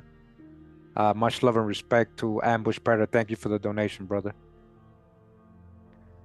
Shortly thereafter, at Dr. Sarley's suggestion, Mrs. Laura Coleman Ostrander, a teacher of history in the Tucson public schools, was invited to collaborate with him in the preparation of both popular and technical articles on their discovery. This article, therefore, should be regarded merely as an announcement. Continuing, excavation carried forward. Excavation thenceforward was conducted in such a manner as to maintain at all times as nearly as possible a vertical face from top to bottom in the soil and to a depth little below the level of which it has been determined the objects occur. In this way, objects encountered as excavation progressed would be free from falling earth and most likely to be immediately sighted, lessening the chance of injury by the workmen.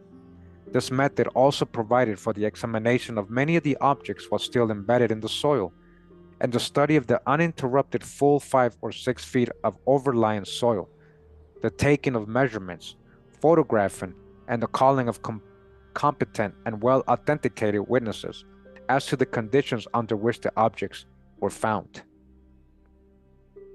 Intermittently, as funds have been available, the excavation has been carried on. Today, the excavation is roughly triangular in outline.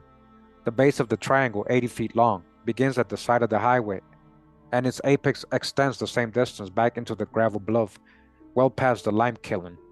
An old land surface gradually rising toward the back of the excavation, and on which these objects were strewn as they fell from the hands of man over 1,000 years ago, has been uncovered. The finds include several of the crosses, a paddle-shaped object, ceremonial, and a number of heavy two-edged swords and shorthand spears. A number of the weapons are heavily scarred, and a few are broken as though done in combat. And the general disposition of these finds portrays the confusion of a pitched battle. How much additional material will be found as exploration uncovers more of this old land surface cannot be told.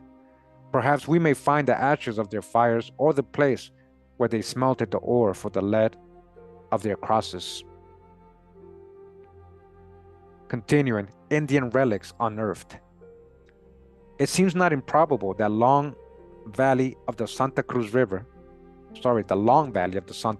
stretching northwesterly from the Mexican border, may have afforded a comparatively easy pathway, which together with other advantages such as aboriginal settlements, directed their footsteps this way.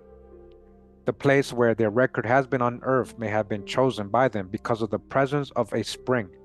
Although no spring occurs here today, it was formerly a watering place and is still today known as the 9-Mile Waterhole. This also may have been the reason that the old lime kiln was built at this particular point in the early 80s. 50 yards from the excavation are to be seen the remnants of an old adobe building said to have been a caravanserai. Great quantities of broken Indian pottery, much of it ornamented with brilliant and artistic painted designs, stone knives, and other artifacts of an old pre-Columbian aboriginal culture, extend for a considerable distance either way on the far side of the waterhole. Flaked arrow points of the type used by the Apaches and other tribes who later roamed the region are frequently found. All right, so talking about this pre-Columbian pottery and all that they found here in this area, guys, is very sophisticated. It looks like a lot of the Mesoamerican pottery, the mound builders pottery, the South American Peruvian pottery is very sophisticated, very well designs on them, beautiful designs. They got a lot of this stuff in basements and museums. Shout out to Joseph because he showed me a video. You know, they just got this put away in a warehouse. All this stuff that would just show you like the sophistication and the advanced civilizations that were in these places. Embedded in caliche. The surface on which these finds were made was buried from 3.5 to 6 feet in depth, increasing gradually as excavation penetrated the bluff. The objects themselves are generally found firmly embedded in a lime-cemented gravel, often so resistant that objects have to be removed with a pick. The material overlying in general is coarse, angular, and poorly assorted and showing very indistinct stratification. Many water-worn limestone boulders, often too large for a man to lift, lie in a plain just above the relics.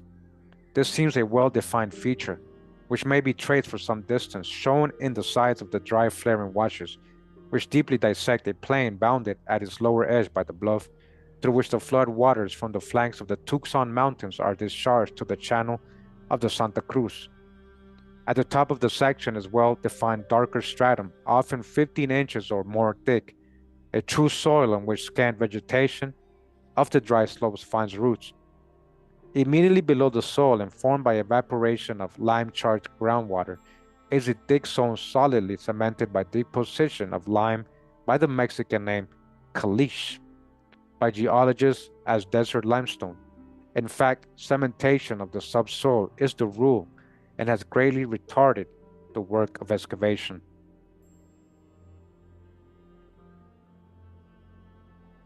Continued, unbroken ground. The depths at which these objects are buried, the firm cementation of the gravel stratum in which they occur, the unbroken, undisturbed condition of the caliche shell and overlying soil form a seal that nature has placed upon these artifacts, not to be counterfeited, all right? These ain't fake, and has remained unbroken through the centuries, which the dates incised upon these cruciform tablets by the old scribe, who signed himself O.L., indicate. The covering of these objects was brought about by rain and stream action, bearing the material from higher to lower ground under the impelling force of gravity. Subsequent to the burial of these objects, torrential rains have done much to modify these slopes and have carved them into many minor reliefs. An episode in the history of the region, possibly later, perhaps antecedent and surviving for several centuries after the passing of these Romani Jews, so-called, was the coming of a race of people who left a litter of broken pottery near the waterhole. Certainly at this particular locality, the Aborigines came much later. Fragments of their pottery have been found upon recent surface scattered in the last formed stratum, the soil even covering the top of the bluff. The underlying strata, the lowest of which concerns us as bearing the artifacts, may, in their arrangement and order of formation, be compared to the layers of a cake. The bottom layers laid down first, and the top last, and the frosting or soil added last of all. The pottery isn't the main of the type designated by the archaeologist from the paints used in the ornamentation red on gray, and there is also some of a latter type found here, designated black on white. These potteries will be recognized by all archaeologists as pre-Columbian and lying as they do as a stratigraphically high horizon. And overlapping the site is another proof of the greater antiquity of the leaden artifacts. Could not be forged. This can't be, these can't be fakes.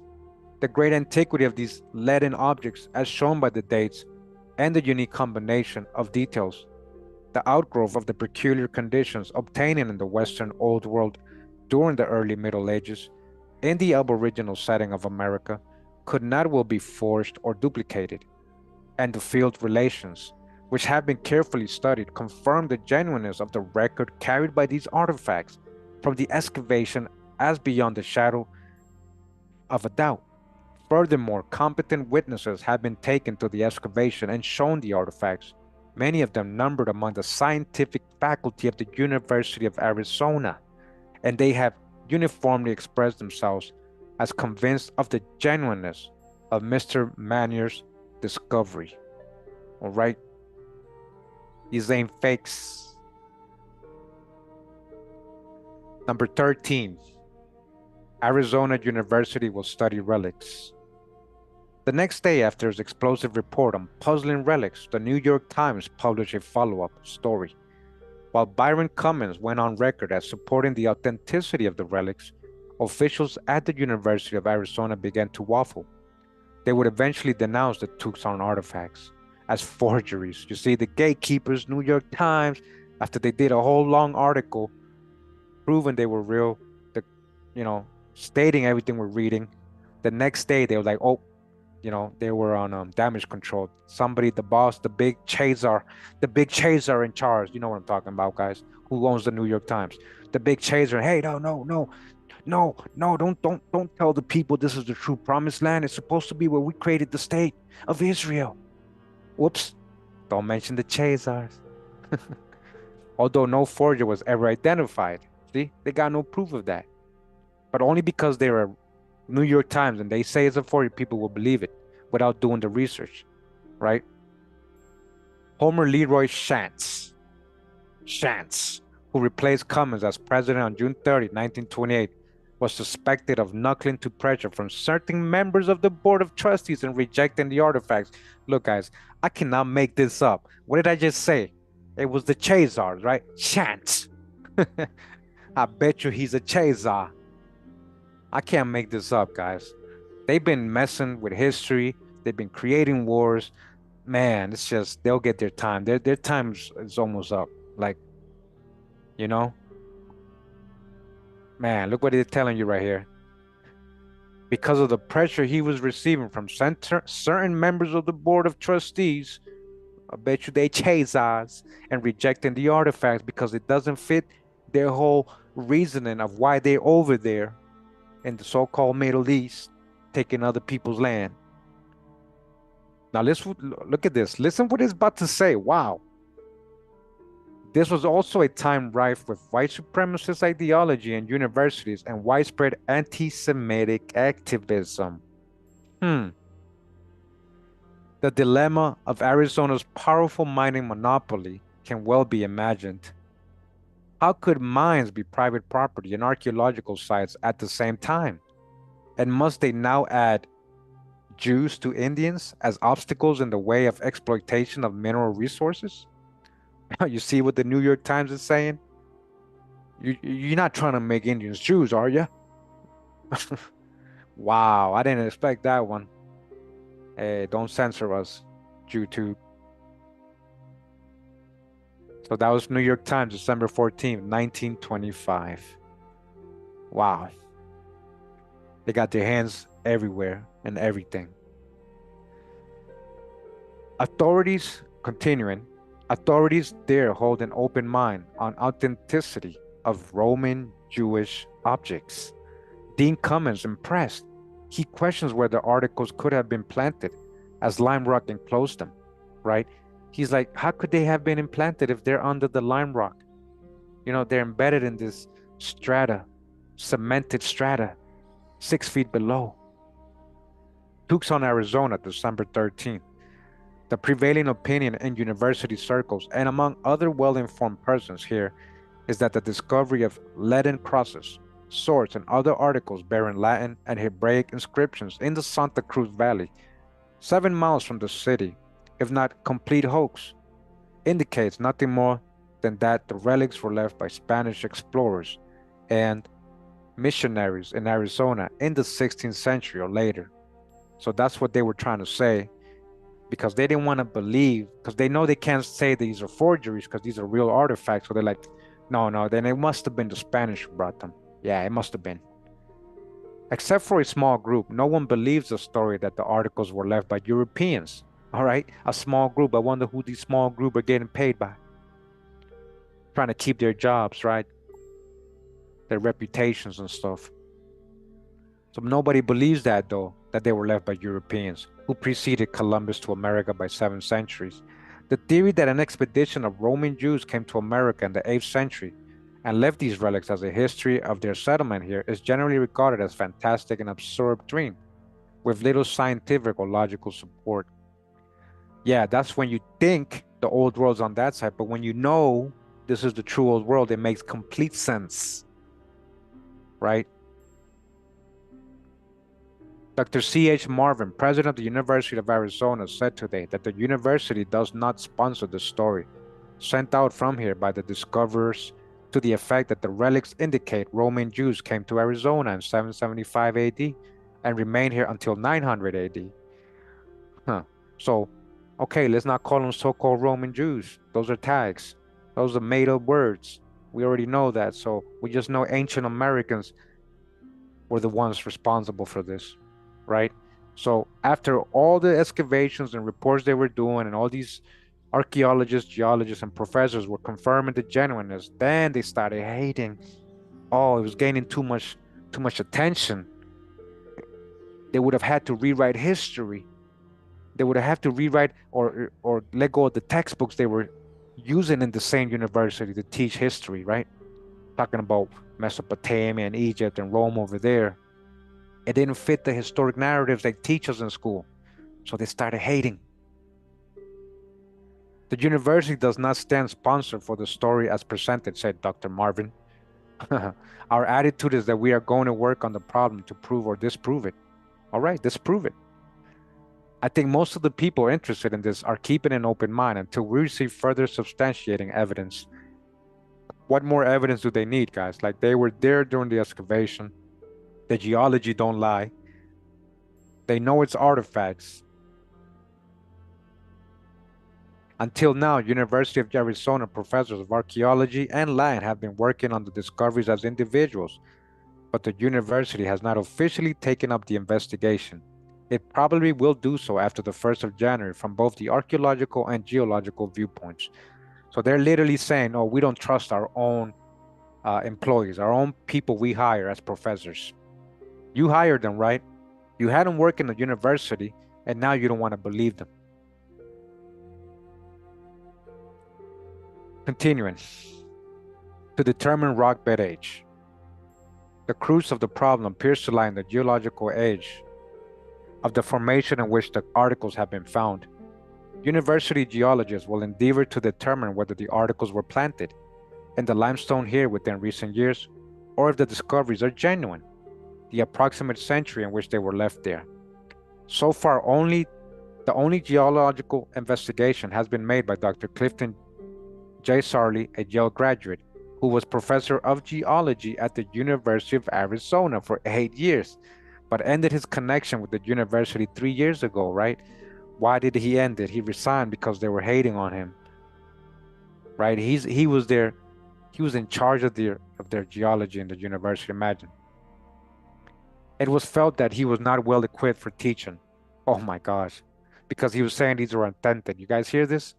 Although regarded as an excellent field geologist, Dr. Sarley is now employed as an expert by mining companies in Arizona. Dr. Sarley is the only scientific man here who supports the theory of a pre-Columbus expedition to America by Roman Jews, so-called, right? And again, seeing it in reverse, they've seen it in reverse, even the scientists that are agreeing with the relics. He is joined in this conclusion by Mrs. Laura Coleman Ostrander, who is described by the discoverers as historian of Tucson, but who is merely a history teacher in the Tucson public schools. So what? So just because I don't even got a degree, guys. Do I need a degree do I really need a degree to be able to find all the stuff we found in the last 8 years? And then all these professors with their PhD, they couldn't find all the stuff we've uncovered all these years? Are you telling me? And they're still talking about that you come out of monkeys? They still teach that in schools today, that you come out of monkeys. Yeah. The discoverers themselves are not scientists or authorities. They are Charles E. Manier and Thomas W. Benn, an ex-serviceman who contracted tuberculosis in the war and came out here 5 years ago as totally disabled veterans. So again, this is from the gatekeepers. This is what they're saying, all right? So we're getting both sides here of the story. No one here accuses Messrs. Manier and Benn, Dr. Sarley, or Miss Ostrander of any deliberate attempt to deceive the public regarding the discoveries. It is quite widely felt, however, that they have been misled by overzeal into making claims that the evidence now at hand and the known facts about American history fail to support. The known facts about American history, what? Which are they, right? What do they teach? The hijack, right? They talking about the hijack because it doesn't fit the narratives of the false history, the hijack.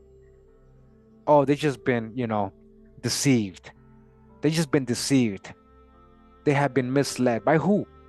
Who misled these people? They were there during the excavations. Who misled these people? Continuing, open mind succeeds doubt. When the first discovery was made 14 months ago, those who knew about it were inclined from natural skepticism and from the nature of the Latin inscriptions to regard the whole thing as a fake. This view has been supplanted in recent months by the open mind attitude mentioned by Dr. Marvin.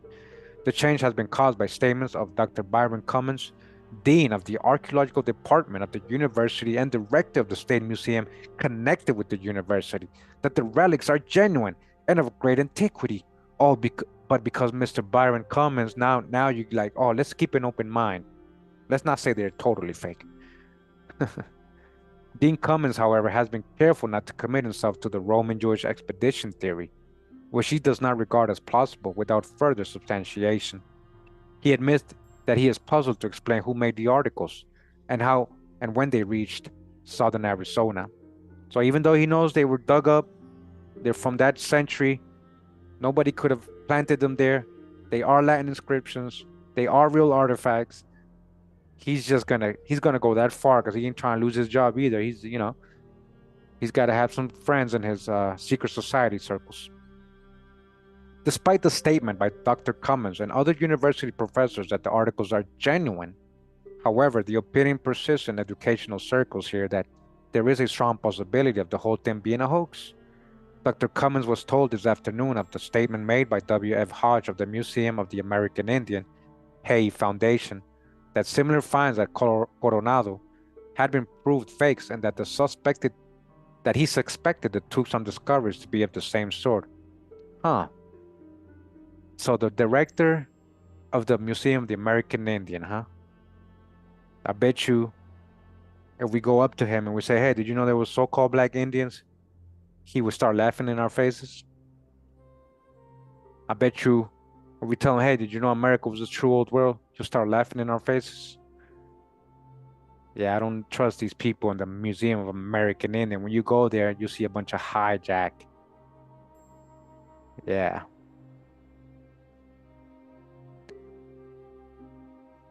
Mr. Dr. Brashford, Dean of the Metropolitan Museum of Art, that he believed the relics to be crude forgeries. And N.M. Judd. So again, believes. They believe, they believe, they believe. They don't know. They believe. Is believe and know the same thing? We already got comments telling us they're genuine. We already got a lot of people telling us they're genuine. All right. We don't care what you believe or want to believe. We know you don't want to believe they're real. So also they're asking Mr. N.M. Judd of the Smithsonian Institute, right? The people who hide everything. The people, the Smithsonian is don't even get me started with the Smithsonian Institution. You guys already know. But he says, who questioned the authenticity of the 8th century date and said he believed the relics, if genuine, if he don't even know if were subsequent to 1540. So if they're real, they probably were brought by the Spaniards. Okay, so prove that. Prove who, what Spaniard, and when did he plant that there? Because the geology ain't showing that. The geology proves that nobody has planted it there in historic times. You see? So of course, because these people they're in high places and they're director of this and the director of that, and because who's funding them, right? Who's funding all these people, right? The Chazars. Who's funding these people that want you to believe that you you evolved from apes, that everybody came out of Africa, that the true promised land is over there, all that fake stuff. That's what they're the ones who print these books. They own all the universities. Man, this gets me upset a little bit, you know. Either way, let's keep reading. Because I know what's up. I know what's going on here. So he's saying if they are real, they were brought by the Spaniards, but he can't even prove that. All he has to do is say it. All they got to do is these people say it and people would just run with it. When all these people already did the scientific work, the excavation, they already proved the geology. Mr. Judd has visited the scene of the discoveries and excavated 2 of the articles himself. Dr. Bashford and Mr. Hodge have not been here. I don't see how they can be fake, said Dean Cummins. Anyone who says they are cannot have investigated. All right? You haven't even been there. You're just talking, man. How could they be fake, man? They're in the strata, man. I saw only one of the articles uncovered, but Dr. A.E. Douglas, director of the Stewart Observatory at the university, and Dr. Frank Fowler, professor of classical literature, have seen several of them taken out, all right? But let's not trust them, right? They have been misled, the guy said. They have been misled. Misled by who? They agree with me that the objects are not fakes and were not planted there, but of great antiquity. We realize that there will be a great deal of ridicule of these discoveries, but it will not do people any good to ridicule them until they can give us some explanation on how these articles came to be where they were. Yeah, you're ridiculing, you're saying they're fakes, but you can't even prove your statement. You can't even prove how they fake. The hypocrisy, right? The irony, the hijack. Gosh, the hijacks. If they are fakes, where did they come from? And who would go to the trouble of depositing them 5 or 6 feet below the surface of the earth and mimic nature? How can you mimic geographic strata? Sorry, geological strata. How can you mimic that? These guys got all that time and expertise to do that. They would be rich people. Go do something else, man, with your time. You're so smart to mimic geographical strata, right? Like you can mimic layers of strata. What could the motive have been? Yeah, what is the motive? Why would they go find those fake things that I just buried? Why? For what? Where? Who? They're not even famous because you can't even name who did that. So they're not even famous.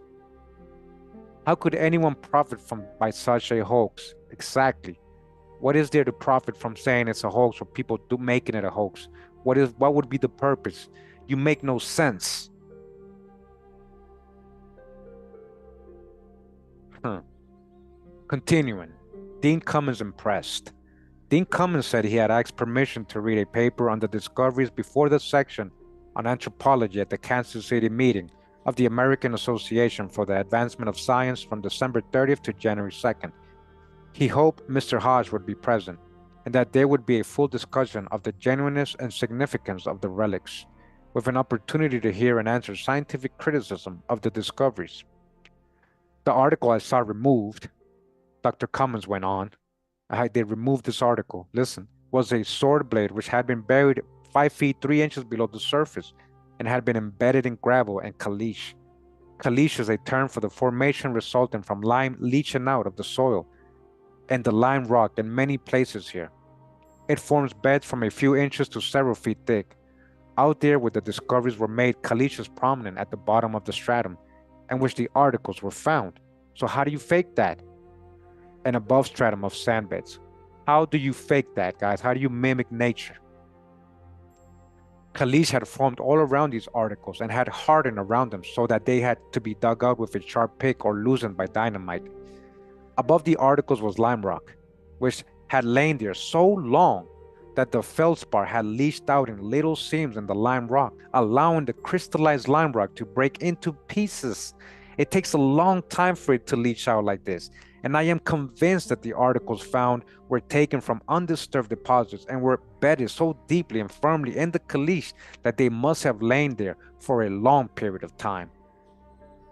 My statement that I feel confident the articles are genuine is based on the conditions under which they were moved or found, sorry. I know absolutely that they were not planted. They weren't planted there because planted articles would not be embedded in such a massive caliche and because the material lying there had plainly been undisturbed until the excavations were made. Period. Period. Thought your own hijack with these gatekeepers. Lying. Hey, Ambush, appreciate you, man. Thank you for the donation once again. America is the true old road, 100%. 100%. Other scientists disagree. Oh, they disagree. So this is one thing. I get a lot of trolls. Hey, Kurimeo, I don't agree with this part of your. I don't agree. Fine. You don't have to agree, man. History and truth is not about agreeing. Like it is. Truth is just truth, right? If I say the sky is blue and not, I don't know, orange, right? Well, sometimes it gets orange and pink. You know, it's hard. You know, sometimes it gets kind of greenish. Let's say, just go with me, guys. You know what I'm talking about. If I say, hey, the sky is blue, and you say, no, I don't agree, Kurimeo, the sky is green. It's not about agreeing. You know, when you got primary sources telling you something and the science and the geology telling you something and showing you, it's not about whether you want to agree or not. It just is. Truth is just truth. It don't need your confirmation. Okay, so let's just read what it's going to say. Other scientists disagree. Other scientists disagree with Dean Cummins regarding the deductions to be drawn from the hardening of the caliche around the relics. The university geologists, it is understood, will try to find out whether, under certain conditions, the caliche will not harden around articles planted there and become so much like the caliche in its original state that it would be almost impossible to tell where they had been removed and replaced. So, okay, so they're going to do an experiment, right? They're trying to debunk this so bad that they're going to do an experiment to see if they can mimic nature and create caliche and form like. So what happened to their experiment? Dean Gordon M. Butler of the College of Mines and Engineering and Professor G.E.P. Smith will conduct a geological investigation for the university, all right? They went and got their heavy guns. They went and got their top dogs. They went and got their top dogs like, hey, debunk this. We need you to debunk this. That's funny. That was really funny. They say it is strange, of course, that articles of this kind should have been found where these were found. Dean Cummins continued, they are of a type different from anything else that we know of having been manufactured in this part of the country at any period. The metal of which they were made is somewhat puzzling. Two, assays have been made.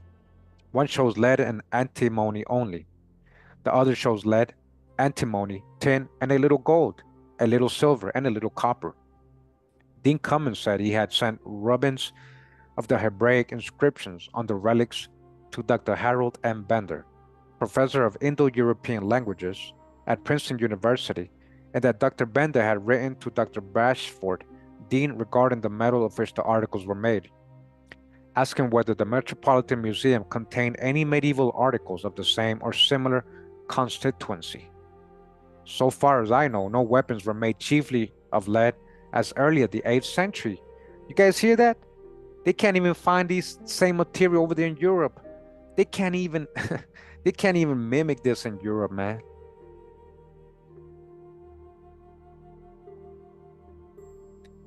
One of the things of which further inquiry is needed is whether there was any place in Europe where articles of lead alloy were made at such an early period. And then we're talking about the time. This is older. Listen. When they try to debunk these things is when they debunk themselves in Europe. Bronze was the chief material used in making weapons at that time, and it seems strange that there should be such a preponderance of lead in these articles if they really were 8th to 10th century products. Listen, so even the 8th to 9th century products in Europe are not made of this metal. Wow. Now you're talking about bronze stuff, right? What did they use to create the Bronze Age? The Michigan copper. Remember, guys? Michigan copper. 500,000 tons of Michigan copper is missing. Where did it go? Other materials found in the articles were not in use for such articles at that period. Tin and copper go into making bronze, of course, but gold and silver in such articles are not common. But they are in the ones in Arizona, huh? It looks very much as if these articles, because of the metals they show, were made from materials melted out of ore. Considering the ore found in this locality, I am inclined to believe they were manufactured here. Body bag for the illusion. Shout out to Drop, yo. They were made here, man. You can't mimic that over there, especially during those times, man. They just debunked themselves. You see that? They just debunked themselves, man. Hey guys, let's try to stay on topic, all right? Local manufacturers suspected. Oh, now they were made here. Now they weren't brought from no Europe, right, by so-called Roman Jews. Those are tags, made up words. So local manufacturers suspected. Now they're like, wait a minute. Now that we've analyzed the metal, I told you guys, metallurgy was invented here. It's one of the contributions of American Indians. It's in that encyclopedia. If you don't believe it, America's a true old world, man. They created their Bronze Age with the Michigan copper. Okay? With the Michigan copper. That's how they did it. Another argument advanced to support the theory that articles were made here is that little pieces of stone and sand found embedded in the back of some of the objects are typical of Arizona formations. Included were 2 pieces of sulfate ore which had been oxidized by exposure.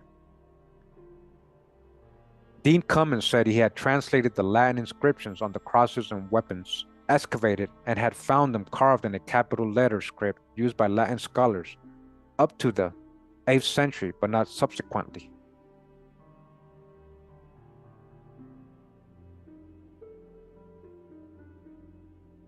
It is pointed out, however, that it would have been easy for anyone to copy the style of writing. Those who believe the thing is a hoax say the Latin is very poor, that it was very poor Latin scholar, if it was a Latin scholar who wrote it, that translations of certain words cannot be found at all, and that certain statements do not jive with the age in which they are supposed to have been written. So all that can be explained, guys. Like, okay, so they're saying they couldn't translate all of it because maybe it's not like the Latin that you think from Europe. It's an older one and more original one. And that the language doesn't match the age because maybe it's even older. I grant you that it is a puzzle, Dean Cummins went on. I do not feel ready yet to give any final opinion. I simply say, here are the facts. They show Roman influence and Jewish influence, so-called, right? How you get the combination over here in southern Arizona, it's beyond me as yet. How could that be found here in Arizona, next, which is very close to Utah, going down into Mexico, Anahuac? How could that be? How could that be, huh? If these inscriptions showed a Spanish influence, we might say that they were the work of the Spanish fathers who came here in the 16th century. But I can't find any trace of Spanish influence. All right, so throw that out the window.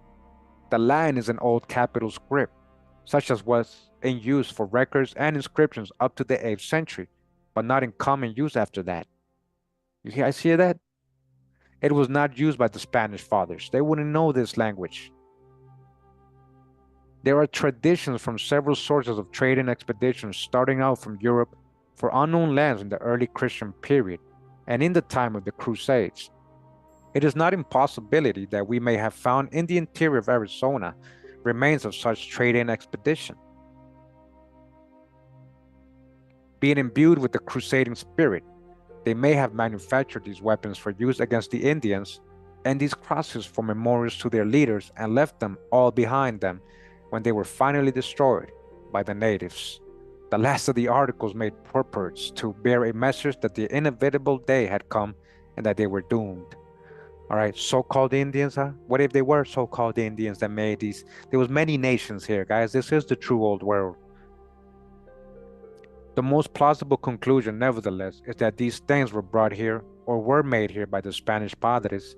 If they were brought here by the padres, they would have been brought from Spain, perhaps having been taken there by the Crusaders from the Holy Land. This is the Holy Land. What you talking about, man? Kalalus, the Promised Land, man. If this was the case, they might be expected to show traces of Spanish influences, although not necessarily. The lack of Spanish influence and the depth of the undisturbed deposit are the factors that indicate to me that these objects belong to a period earlier than the Spanish colonization in this country. All right.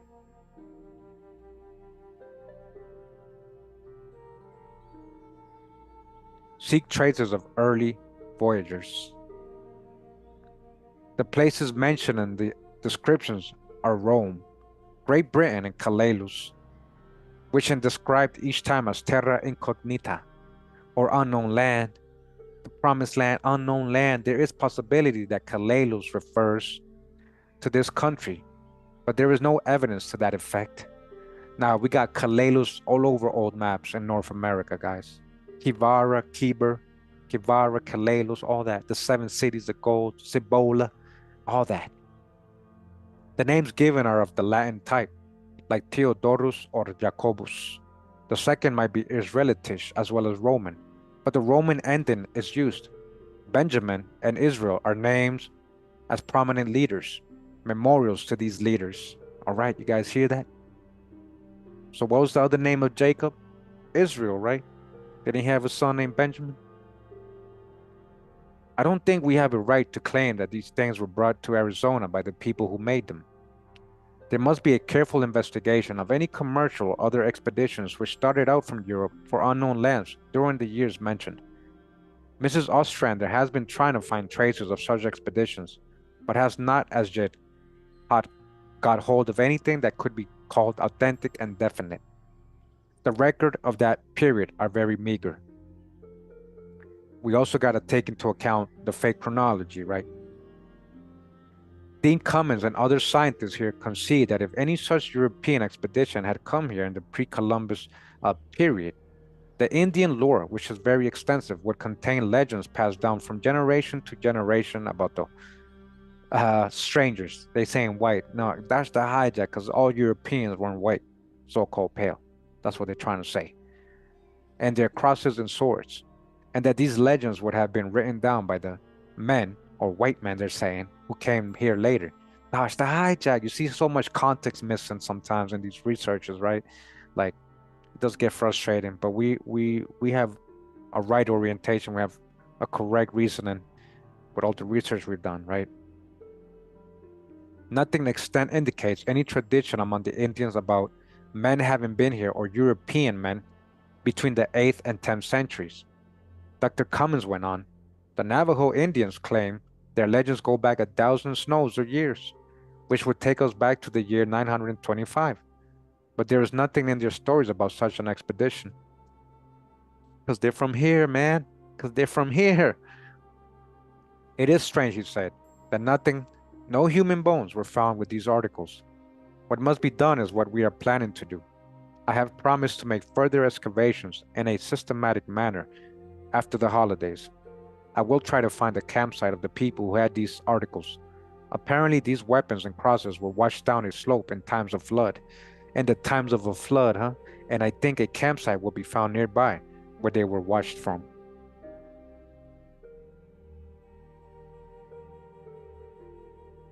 Professor Bender's opinion. Let's hear his opinion. Dean Cummins has received a letter from Professor Bender at Princeton regarding the inscriptions, reading in part as follows. The characters are obviously Semitic. They're obviously Semitic, come on, duh. And therefore out of my own Indo-European field, but I have sent them to Professor John D. Davis of the Princeton Theological Seminary. He says they are square-headed Hebrew, and that he can read most of them. I am very much interested and so remarkably find.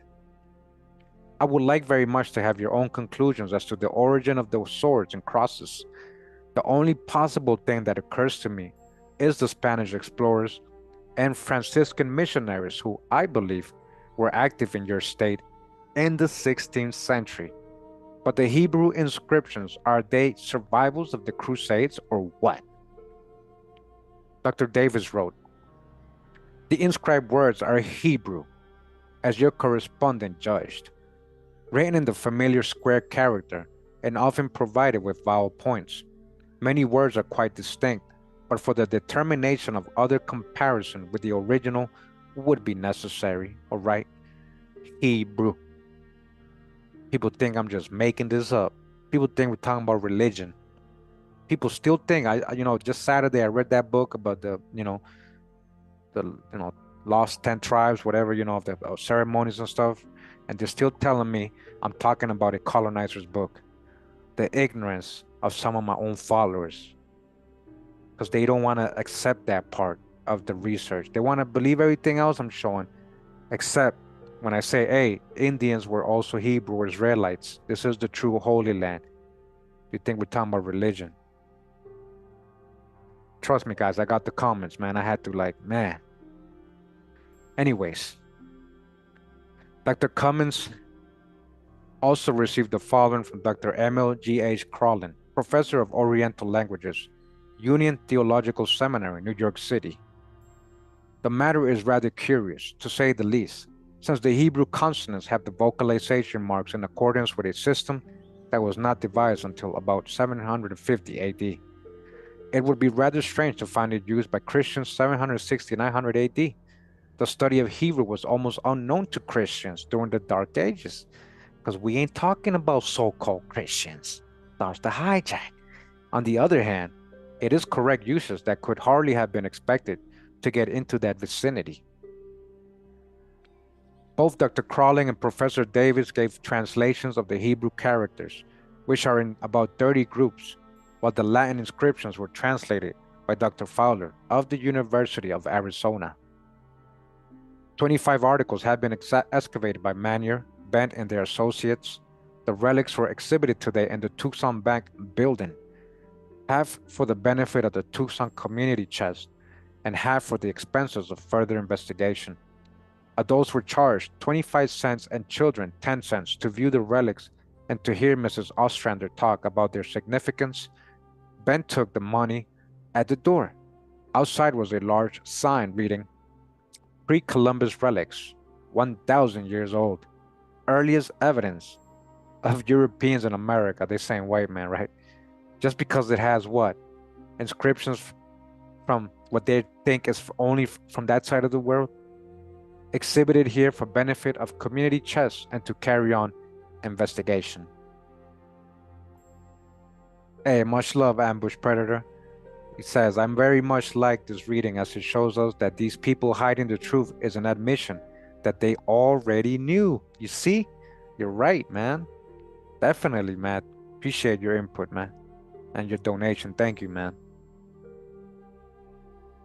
And continues says frauds and relics recalled. Archaeological faker caused a stir in Michigan in 1890. So this is, I guess, another example of something else, right? It says the belief expressed Saturday by W.F. Hodge, specialist in archaeology and history of the Southwest Museum of the American Indian, that the relics discovered near Tucson may have been planted. He's saying may have. He didn't even go. He hasn't been there, but he's saying they may have been planted by an archaeological faker who has been at work in Arizona, recalls the exposure of the Michigan frauds in 1908 by Professor Francis W. Kelsey of the University of that state. So he's comparing a whole other situation, a whole other thing in Michigan to try to say, well, they faked this, maybe they faked that. It's two different things, man. And you guys probably did that fraudulent fake. Their own people probably did that. COINTELPRO, right? A problem uh, reaction solution, right? That's what they do all the time. Like false flag events, right? Like false flag events, yeah, those are real.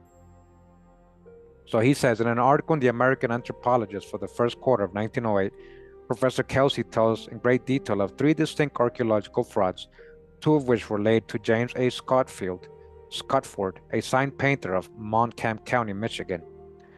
The first of these began during the latter part of 1890 near the towns of Wyman and Edmore in that same county. The land there, formerly covered by pine forests, had been deforested quite recently, and inhabitants in the vicinity began converting it into farms. In October 1890, a man digging post holes in a field near Wyman found a small cup of clay covered with hieroglyphics. This discovery occasioned great excitement thereabouts, and soon the entire population began excavating. More and more objects were discovered. One man excavating was entombed by a cave-in and killed. The relics were found at a depth of from 1 foot to 1.5 feet and covered an area of 3 to 4 miles in diameter. The discoveries were authenticated by affidavits of witnesses in many cases. At Stanton, the county seat of Montcalm County, a syndicate was formed for excavating purposes and for the sale of relics found. Members of the syndicate summoned Professor F.W. Putnam and Professor Alfred Emerson of the University of Michigan to look over the finds. A cursory examination showed that they were false. All were made of unbaked clay with bogus hieroglyphics in which cuneiform characters appeared at intervals. These were all stamped, and in order to save labor, the character frequently were turned upside down or laid sideways. On the back of one piece, the same character was represented in whole lines at a time. There were recumbent lions on the lids of some of the caskets.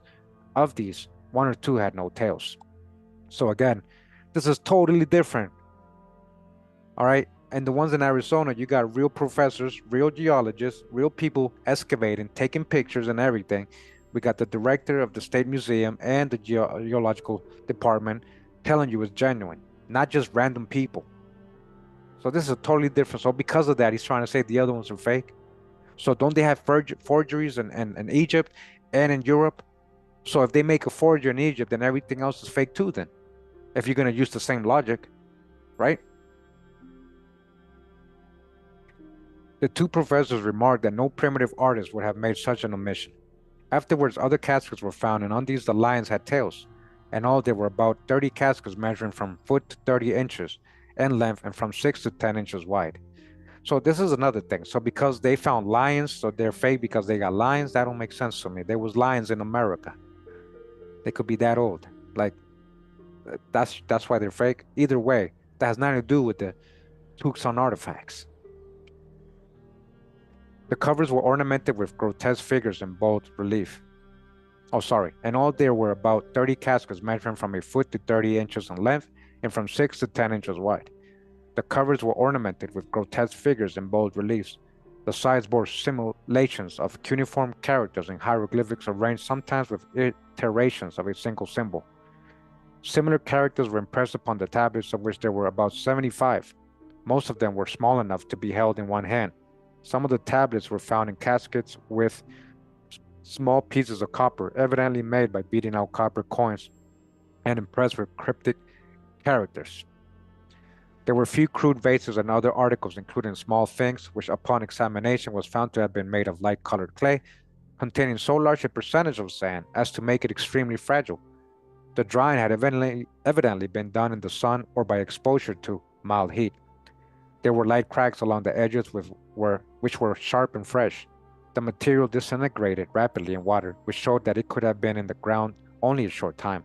Upon the recommendations of Professor Putnam and Emerson, the syndicate was dissolved and pocketed their losses. But many reputable persons in the vicinity continued to uphold the authenticity of the relics. They explained the jumble of ancient Oriental writing as due to the composite character of a colony comprising Egyptians and Phoenicians as well as Assyrians, which in a remote period found its way across the seas and up the St. Lawrence through the Great Lakes to Michigan. In the summer of 1899, a man whose clothing bore mute evidence of financial reverses appeared in the office of the curator of the University of Michigan. He brought with him 2 wooden trunks containing miscellaneous relics and a large upright box. In the box stood a fragment of baked clay, representing a man holding a large tablet before him. The front of the box opened like a door. The curator was told that the contents of the trunk and box had been transported from place to place as an itinerant exhibit. The owner offered to sell the whole for $1,000. The curator laughed at the offer, whereupon the man said he'd take $100 for the lot. When this offer too was refused, he asked permission to leave them at the museum until he could send for them. This was granted, but he never returned. Examination of the trunks showed that they contained caskets and tablets similar to those found in Montcalm County. There were also snow bills advertising the deposits of 3,000 years ago, the finest collection of prehistoric relics in the United States. I think they're talking a lot. I think they're like a lot of these, they're talking about the Michigan tablets, guys. So, see, this is the thing about these people. I know they try to say a lot of those Michigan tablets are fake. A lot of the Burroughs artifacts are fake. They can't prove that. So, either way, you're not making sense, because when it comes to the Tucson artifacts, the geology don't lie. The geology where it was found and it was seen by all these professors, they're telling you it's genuine. That has nothing to do with all this stuff here. They're just trying to make up things to try to convince people that the other ones are fake. Right? So I don't trust anything these people say. These 2 people, we're getting the opinions of 2 people.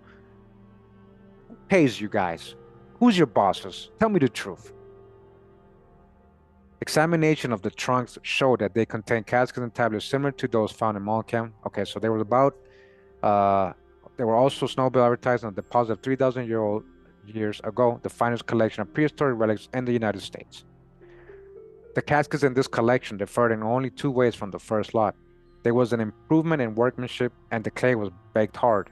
The forger had obviously benefited by former criticisms to improve his technique. There was a deluge tablet representing the flood in 4 tiers, which had been repeated from a previous tablet. There was also pipe elaborately decorated with cuneiforms. Less elaborate was the adornment of a crescent-shaped piece of slate, which represented on one side headdress resembling a jockey cap, and on the other bore the familiar cuneiform characters. In 1907, the energies of the same forger became evident again. From widely separated points came reports that implements and copper tablets of a unique character were being offered to collectors. In Detroit, one collector purchased not less than 50 and added them to the very credible collection of genuine prehistoric relics. The surfaces of the newly found relics had been corroded to give the appearance of age, but notwithstanding the difference in material, the designs were practically identical with those of previous forgeries. Again, there was the deluge and 4 brands with only slight variations, and on the back of the same tablet was a representation of the Tower of Babel. Another tablet bore a calendar with crescents and stars and hieroglyphics. A 3rd tablet was a double one like that of which the 10 Commandments were written. This also was covered with cuneiform characters identical with those on previous frauds. There was also an upper crown, which was reported to have been found on the skull. Yeah, I think they are talking about a lot of the Michigan tablets, and I know, we're reading the book of the Michigan tablets, and we're reading the real details and the specific people involved, and there's a lot of credited people, and the way they found these things, and how they just decided to call them forgeries just out of nowhere. So, I think I know what they're talking about. A Detroit newspaper man revealed that Schofield, who had been active in selling the bogus coppers, was the same man who had led the hunt for relics in the first fraud. The name of William A. Scottfield appeared with 3 others upon testimonials found in the trunks, which had been left in the Museum of the University of Michigan. All were in the same handwriting. Yeah. Oh, yeah. A lot of the Michigan tablets are genuine. More scientists skeptical. So we continue, right? We're almost done today's reading, guys. Clarence L. Hay, Research Associate in Mexican and Central American Archaeology of the American Museum of Natural History, said yesterday that the lead relics found near Tucson impressed him as fraudulent. Oh, impressed him. He just thinks, he's just saying he wasn't there. Like Mr. Cummins said, if you weren't there, then how can you say they're fraudulent if you weren't even there? They look very fishy. Oh, they look kind of fishy to me because they look like genuine things with Latin and Hebrew inscriptions that shouldn't be here. So they look very fishy to me. If, as Dr. Bashford Dean pointed out, the word Gaul in good English appeared on one of the relics, what more is to be said? What does he mean? What does that prove?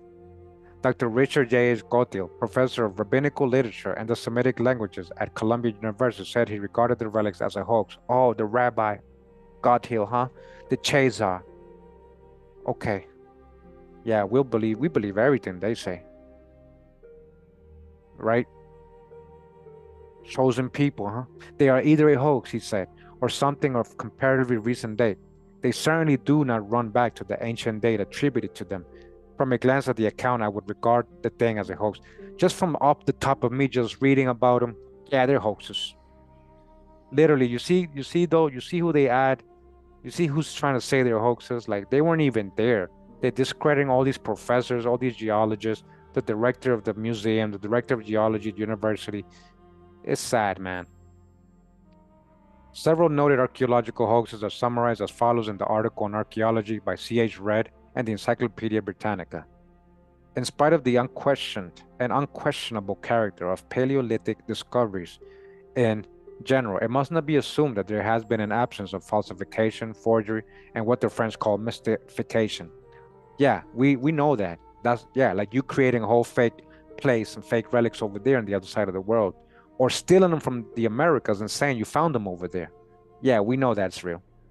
On the contrary, such attempts to meet the demand have been common enough. You know, same people says there's no giants bones found here. After all the giant bone findings that we have, right?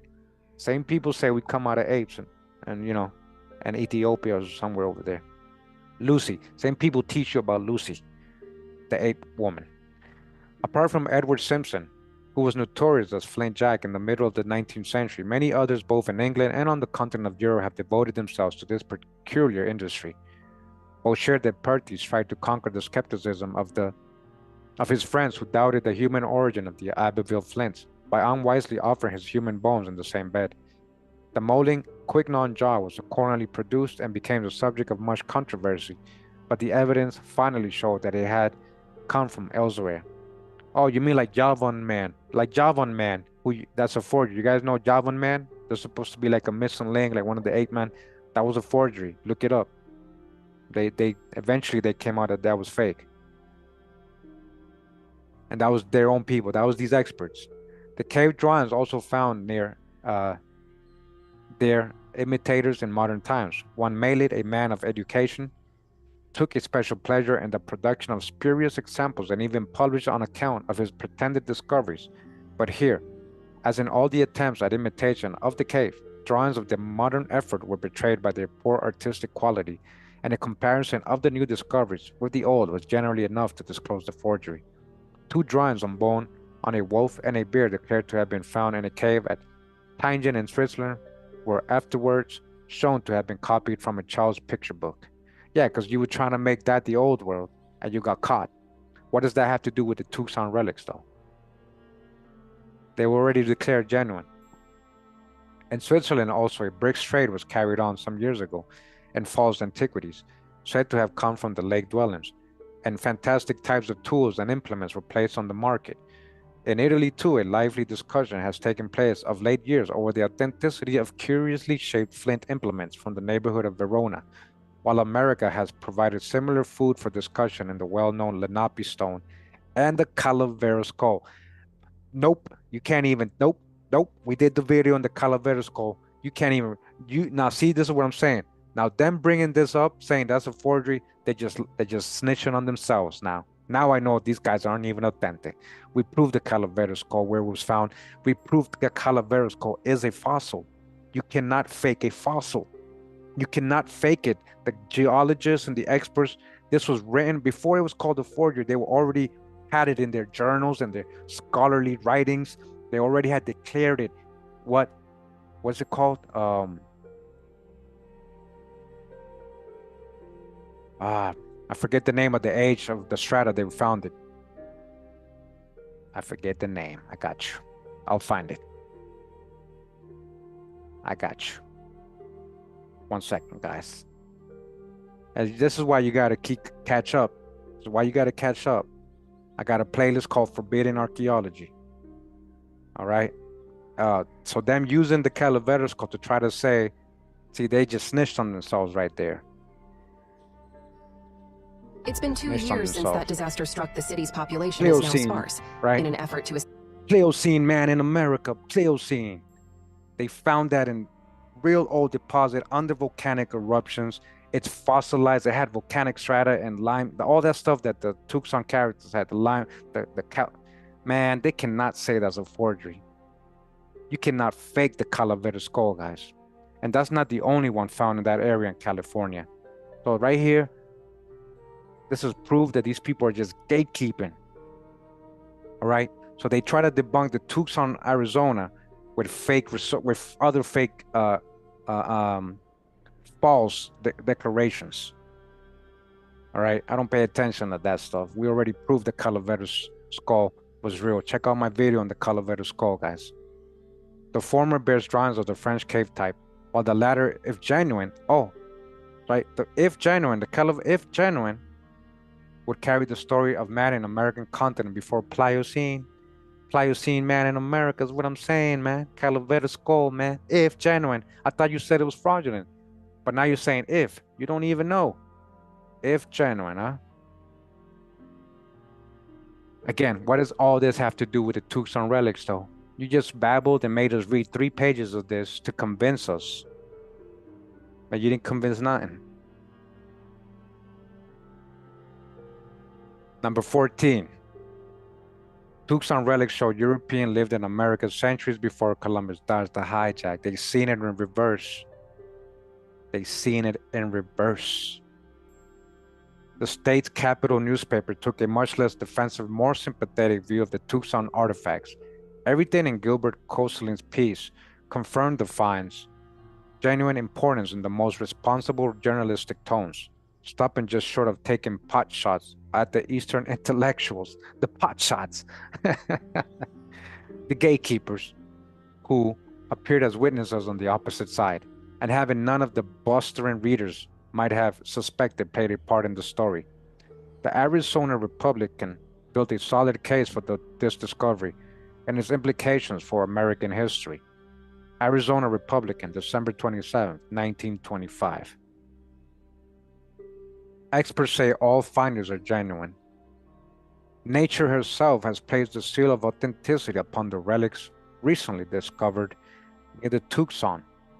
So assert a number of archaeologists and geologists who were present at the exhumation of the artifacts, once again, where some scholars believe will prove that Europeans lived in America 7 centuries before Columbus dodged the hijack. They've seen it in reverse. These are ancient Americans. And despite the skepticism of a few Eastern scientists, Tucson savants are holding to their original declarations in favor of the genuineness of the relics. I am convinced that the articles found were taken from undisturbed deposits, embedded so deeply and compactly in caliche that they must have lain there for a long period of time, says Dr. Byron Cummins, director of the State Museum and head of the Department of Archaeology of the University of Arizona. The inscriptions that I have had time to pursue were written in a style of Latin common not later than that the 8th century of our era. I am convinced that they are genuine. Similar convictions are expressed by Dr. Clifton J. Sarley, until recently and for 8 years professor of geology at the University of Arizona, who declares the depth of which these objects are buried, the firm cementation of the gravel stratum in which they occur, The unbroken and undisturbed condition of the caliche shell and overlying soul form a seal which nature has placed upon these artifacts, not to be counterfeited. All right? You can't fake this. Just like the Calavera skull, you cannot fake that. It's a fossil. You can't fake fossil. Fossil is old. That's why it's a fossil. The position of the relics in the firm caliche indicates great age, says Dr. A.E. Douglas, director of the Stewart Observatory of the University of Arizona. Age-old swords. The layers of gravel, caliche, and soil overlying at least two of the artifacts have not been disturbed by human agencies in recent or historic times, declared Charles T. Voorhees, entomologist at the State University. Thus piles up the expert testimonies regarding the authenticity of the finds. But as to their origin and meaning, there is not the same unanimity among scientists who have examined the artifacts. According to Dr. Sarli, the swords and crosses and ceremonial objects were left by Roman Jews who came to America, which they call Kalalus, the Promised Land, Kalalus, in 775 AD. They were apparently annihilated about the year 900 AD, after a disastrous war with the natives whom they had at first impressed into service. So remember, even Indian nations war against each other, right? Is that something new? So are you saying Indians didn't fight each other, had wars and stuff? So just because you find inscriptions that you think are only European, that these people had to have been Europeans fighting Indians, it's just like Drop says, more and more war, yo. We're just talking about more and more war, yo. In working out this interpretation of the Latin inscriptions, Dr. Sarli was assisted by Mrs. Laura Coleman Ostrander, a teacher of history in the public schools of Tucson. On the other hand, other scholars declare that the internal evidence of the inscriptions themselves points to a later date. Among the experts holding this view is Dr. H.G. Cralin, professor of Oriental languages at the Union Theological Seminary of New York City, who asserts that the Hebrew writing found on the artifacts would hardly be used by Christians in 760 to 900 AD. But who's saying they're Christians, man? We can agree with that. But who's saying these are Christians? So just because you believe these are Christians, oh, Christians don't use that. Well, who said they were Christians? You don't even know. They don't know who built it. So why are you saying they're Christians? Since the study of Hebrew was almost unknown to Christians during the Dark Ages, Dr. Cralin, however, proceeds on the assumption that the wanderers were Christians. Oh man, so much hijack added, so many people's opinions. The Hebrew inscriptions are extremely fragmentary, and it is impossible to piece together a continuous narrative from them.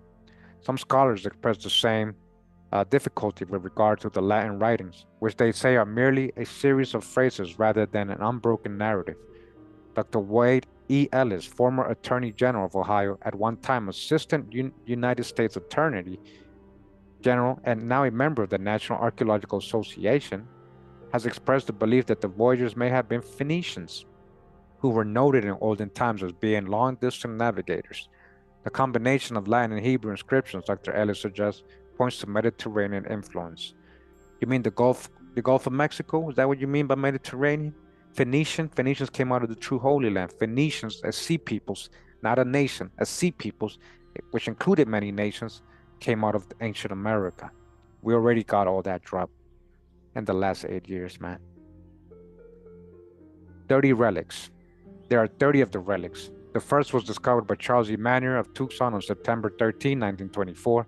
It was a cross that protruded about 2 inches from the side of an embankment leading to the lime kiln near what is known as the 9-Mile Waterhole. Besides crosses, the artifacts include 2-edged swords, hand spears, a fan-shaped baton or monstrance. In the work of excavation, Manier Thomas W. Bent, the owner of the property, and Dr. Sarli have been most active. These men have kept a careful log of their work, in which records they have invariably noted the persons present during the exhumation of particular relic. The meticulous care of the excavators in this respect is one of the most conspicuous badges of good faith in the entire affair. Here is an example of the log entries. The sword blade was uncovered by Dr. Sarli and T.W. Bent, and it was necessary to use a miner's hammer and a trench pick to loose the solid cemented caliche in which the article was embedded. They were present at the time of excavation. Dean Byron Cummins of the University of Arizona, Dr. Douglas and Mrs. Douglas, Dr. and Mrs. Sear Sarley, Mrs. Ostrander, Mr. and Mrs. C.E. Manier, and Mr. and Mrs. T.W. Bent. Every single artifact had a similar record. Certainly, circumstances of excavation have rarely been chronicled more fully than in the Bent Manier log. Are there still more secrets to be wrestled from the bosom of Mother Earth at this spot? Yeah, I believe that. At least one distinguished scientist is inclined to this view, that additional artifacts may be found in the same locality. I believe it is important to continue the search and the expectation that other similar relics will come to light. Dr. Douglas said in a recent written statement, "Believe other relics near."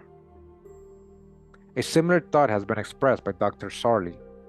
How much additional material will be found as exploration uncovers more of this old land surface cannot be told. Perhaps we may find the ashes of their fires or the place where they smelted the ore for the lead of their crosses. All right, here's a picture of some of the people finding it, right? You know, the people who get unnamed, the workers. Bent's partners, Charles Manier, poses with A.E. Douglas from the University of Arizona, far right, and the 4 dedicated workmen who labored throughout the Bent Manier excavations on January 24th, 1925. This is from the Arizona Historical Society, the Bent Family Collection. All right, once again, you honor everybody there, the ones that they don't name, right? It seems not improbable that the long valley of the Santa Cruz River, stretching northwesterly from the Mexican border, may have afforded a comparatively easy pathway, which together with other advantages such as aboriginal settlements directed their footsteps in this way. The place where their record has been unearthed may have been chosen by them because of the presence of a spring. Although no springs occur here today, it was formerly a watering place. All right, there used to be water here. It wasn't a desert. 50 yards from the excavation are to be seen the remnants of an old adobe building said to have been a caravansary. Great quantities of broken Indian pottery, much of it ornamented with brilliant and artistically painted designs, stone knives, and other artifacts of an old pre-Columbian aboriginal culture, extend for a considerable distance either way on the far side of the waterhole. In the meanwhile, the relics are being exhibited in the Tucson National Bank building. Small admissions charges are made. Half of the proceeds going to the community chest and others have been set aside to defray the expenses of further research. The relics are there. They may be scrutinized under the microscope. The circumstances of their exhumation have been set down with great detail for the information of the entire world of scholarship. The artifacts have been pronounced genuine by some of America's leading scientists, but their origin and their meaning are as much a mystery today as when 15 months ago, Charlie Manier's eye was attracted by an odd-looking object protruding about 2 inches out of the side of the hill. Continuing, says here, 15, Cummins firmer than ever in belief Tucson artifacts are genuine. When Byron Cummins returned from showing the Tucson artifacts to various experts over the Christmas holidays, he gave a rare interview to the Arizona Daily Star. The resulting article represents his definitive views on the finds and their problems. Before he was replaced as university president, listen, and increasingly silenced by University of Arizona officials, he was replaced in silence. Man, come on, man. Why would they do that if this wasn't genuine? Like, why would they silence this guy? Has so much credentials. He was their director. Why would they silence him, man? Who's these Arizona officials, huh? Don't mention the Chase eyes. Note, I could not find this article without extensive newspaper research and was at first even unaware of its existence. It is not in the clippings files in the Cummins papers or other collections of the Arizona Historical Society or Arizona State Museum. Arizona Daily Star, January 19, 1926. Eppur si muove. Galileo, beset by skeptics, insisted that the Earth moves nevertheless. Dr. Byron Cummins, director of the Arizona State Museum and head of the Department of Archaeology of the University of Arizona, untroubled by a handful of doubters regarding the Tucson artifacts, asserted yesterday, "I am firmer than ever in my belief that they are genuine." Dr. Cummins returned Sunday from a 3-week tour of the East, during which he showed the leaden relics that were found beside the Silver Bell Road some time ago to some of the country's leading scientists. The artifacts were scrutinized under the microscope by some of America's greatest chemists. They were subjected to close tests for radioactivity by United States government experts. The results in both types of examinations would tend to indicate at least that the crosses and swords date from antiquity, the Arizona savant said yesterday. Dr. Cummins delivered 2 addresses, one of them on the Tucson relics at the annual meeting of the American Association for the Advancement of Science, which was held in Kansas City, December 30th to January 2nd. He also spoke on the Tucson artifacts at the annual gathering of the Washington Academy of Sciences, Washington, D.C., January 12th. Most of the critics who examined the relics were greatly interested, asked intelligent questions, expressed themselves as anxious to keep in touch with the investigation, and admitted that it presented a real problem, right? Oh my God, this is a problem. Why? Because it would rewrite their false narratives. That's why. Because then they would mean they didn't know this. They don't know nothing, that they've been taught lies. They've been indoctrinated. That's why it's a problem. Dr. Cummins said yesterday afternoon, I visited Cornell and turned over 2 of the artifacts to Dr. Emil Chamet, the famous chemical microscopist, for examination. It frequently happened that a microscopic test will reveal whether an object is recent or not, particularly by means of the adherent material. Evidence affirmative. It was found that there was nothing to indicate any recent planting of the artifacts, but on the contrary, there was affirmative evidence tending to establish the antiquity of the finds. When they did all their tests and experiments and, chemical analysis, it even proved it even more. While I was in Washington, I had 2 of the artifacts examined by Dr. D.C. Bardwell, a specialist in radioactivity at the United States Fixed Nitrogen Laboratory. The theory is that lead alley usually possesses radioactivity when it's first prepared, and that the absence of such activity is at least an argument in favor of its antiquity. No radioactivity was found in either of the artifacts, I showed Dr. Bardwell. It is of course possible, though not probable, that the lead alloy of which the artifacts were made had no radioactivity to begin with. Dr. A. E. Douglas, director of the Stewart Observatory at the University of Arizona, collaborated with Dr. Cummins at the latter's lecture in Washington by supplying lantern slides showing the Tucson relics. Dr. Douglas is expected to return to Tucson about February 1st.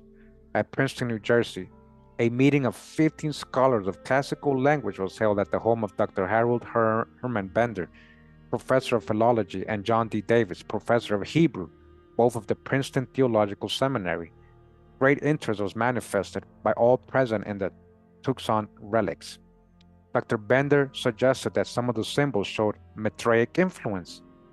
Dr. Cummins said the Arizona archaeologists did not seem disturbed by the recent suggestions that the relics might have been made by a young Mexican sculptor who was reported to have lived on the site of the present excavations in 1886. Dodge the hijack. Where did this Mexican boy obtain his reporting? Wonderful university education, huh? Dr. Cummins queried. There were no universities in Mexico those days. It seems difficult to understand how this young man could have acquired such a great knowledge of Latin, Hebrew, and sculpture. The conditions under which the artifacts have been found preclude the possibility of their having been left there within a century or 2. Dr. Cummins said in his address before the Eastern scientists. All right, he's like, hey man, the geology debunks that, man. Tales of discovery. In September 1924, Mr. Charles E. Manier and his father, while inspecting an old limekiln about 9 miles northwest of Tucson, noticed a bit of metal projecting from the side of the trench that had been cut through the formation to open an entrance to the bottom of the kiln. Dr. Cummins told the savants. On digging away the gravel and caliche in which it was embedded, the object proved to be a cross made of lead alley. It had been cast in crude mold on the surface of ground over which were scattered fragments of ore, caliche, and gravel, made in 2 parts. The inside of each had been smoothed and engraved with inscriptions in Latin. Excavations were then made on to the right and to the left of this trench by Mr. Thomas Bent, who owns the land, and Miss Manier scattered over considerable area at between 2.5 and 6 feet below the surface. Had been found 4 other double and 2 single crosses. Besides these crosses, there had been uncovered 3 swords and found parts of swords, 3 spears and 2 spearheads, and a peculiar paddle-shaped object that may be called a labarum. All of these are more or less engraved with inscriptions in Latin and various symbols and drawings. On the two unusual crosses entwined with serpents are found some Hebrew inscriptions and symbols. All of these articles were found embedded in caliche and gravel at practically the same level.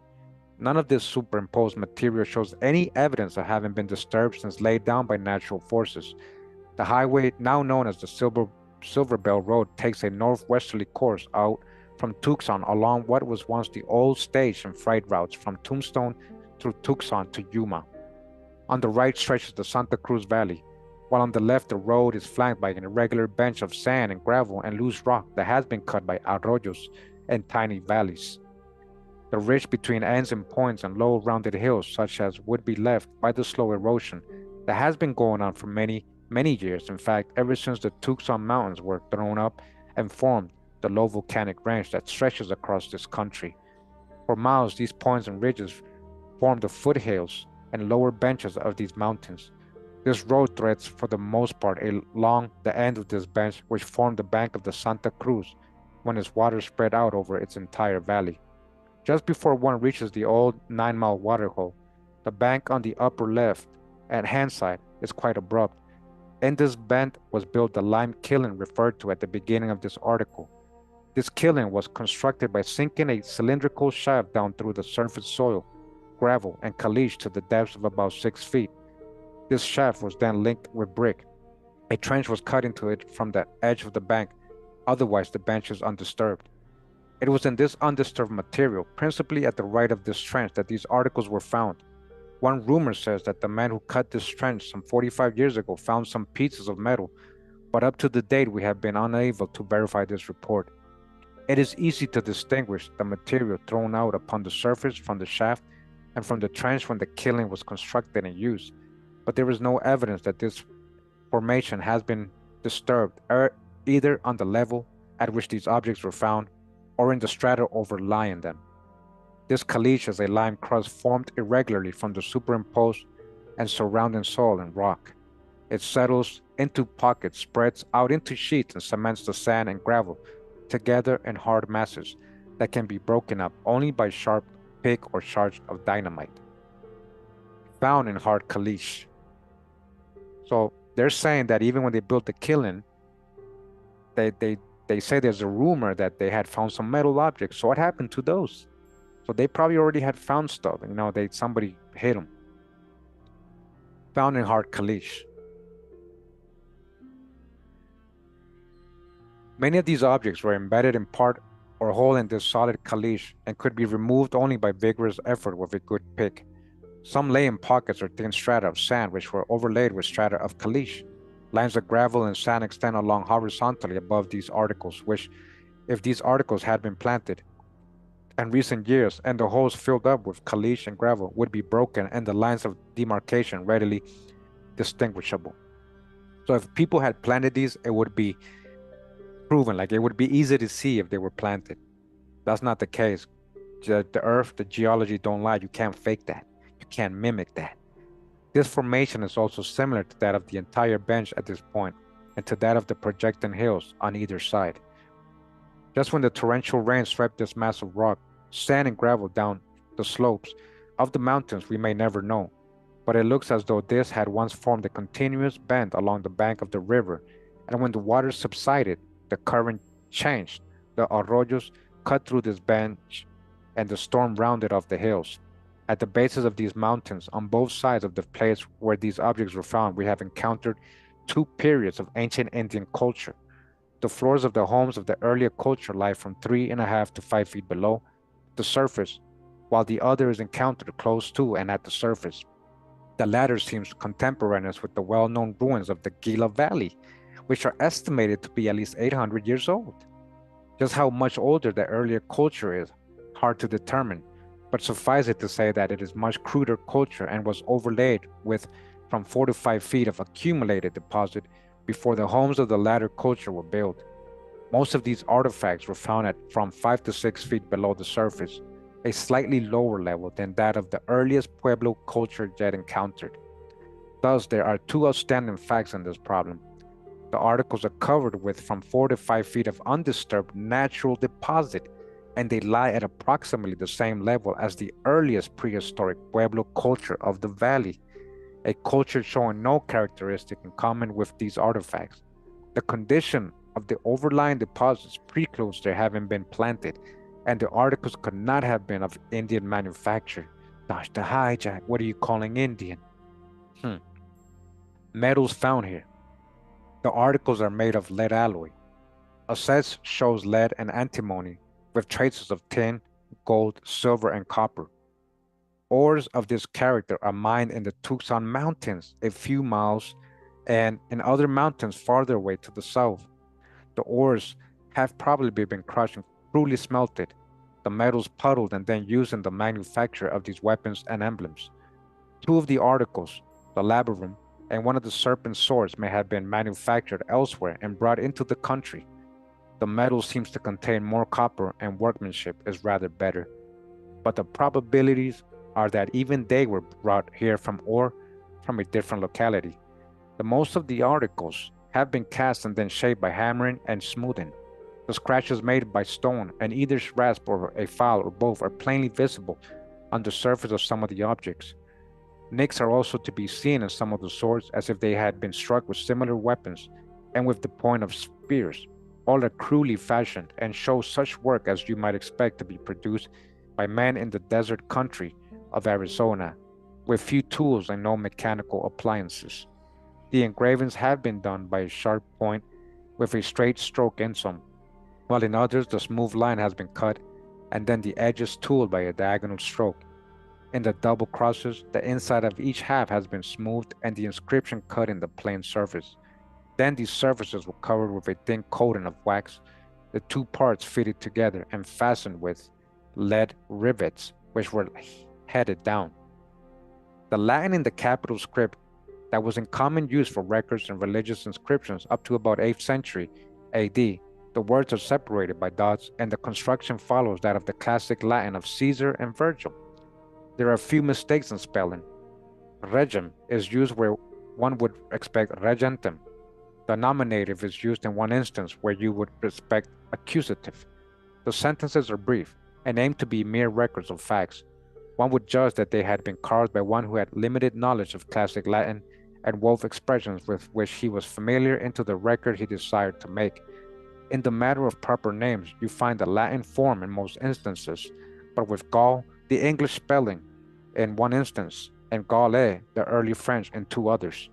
This, however, may show an acquaintance with some old records using the form Gaule, and the E was omitted by accident in this one instance. The places mentioned are Britain, Gaul, Rome, and Calalus. Calalus is always given the spelling, whether used in the nominative or accusative case, and it is repeatedly designated terra incognita, an unknown land.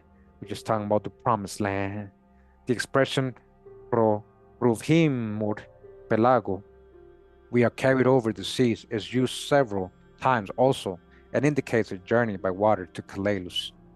The Hebrew inscriptions on the two serpent swords are words and expressions such as Jehovah, Yahuwah, peace, mighty empire, etc. For the interpretation of the Hebrew, we are indebted to Dr. Davis and Dr. Bender of Princeton and Dr. Kralin of Union Theological Seminary, who were kind enough to examine some rubbings of the Hebrew that we were able to send them and give an opinion of them. We have taken these articles to these scholars and given them a chance to examine them firsthand.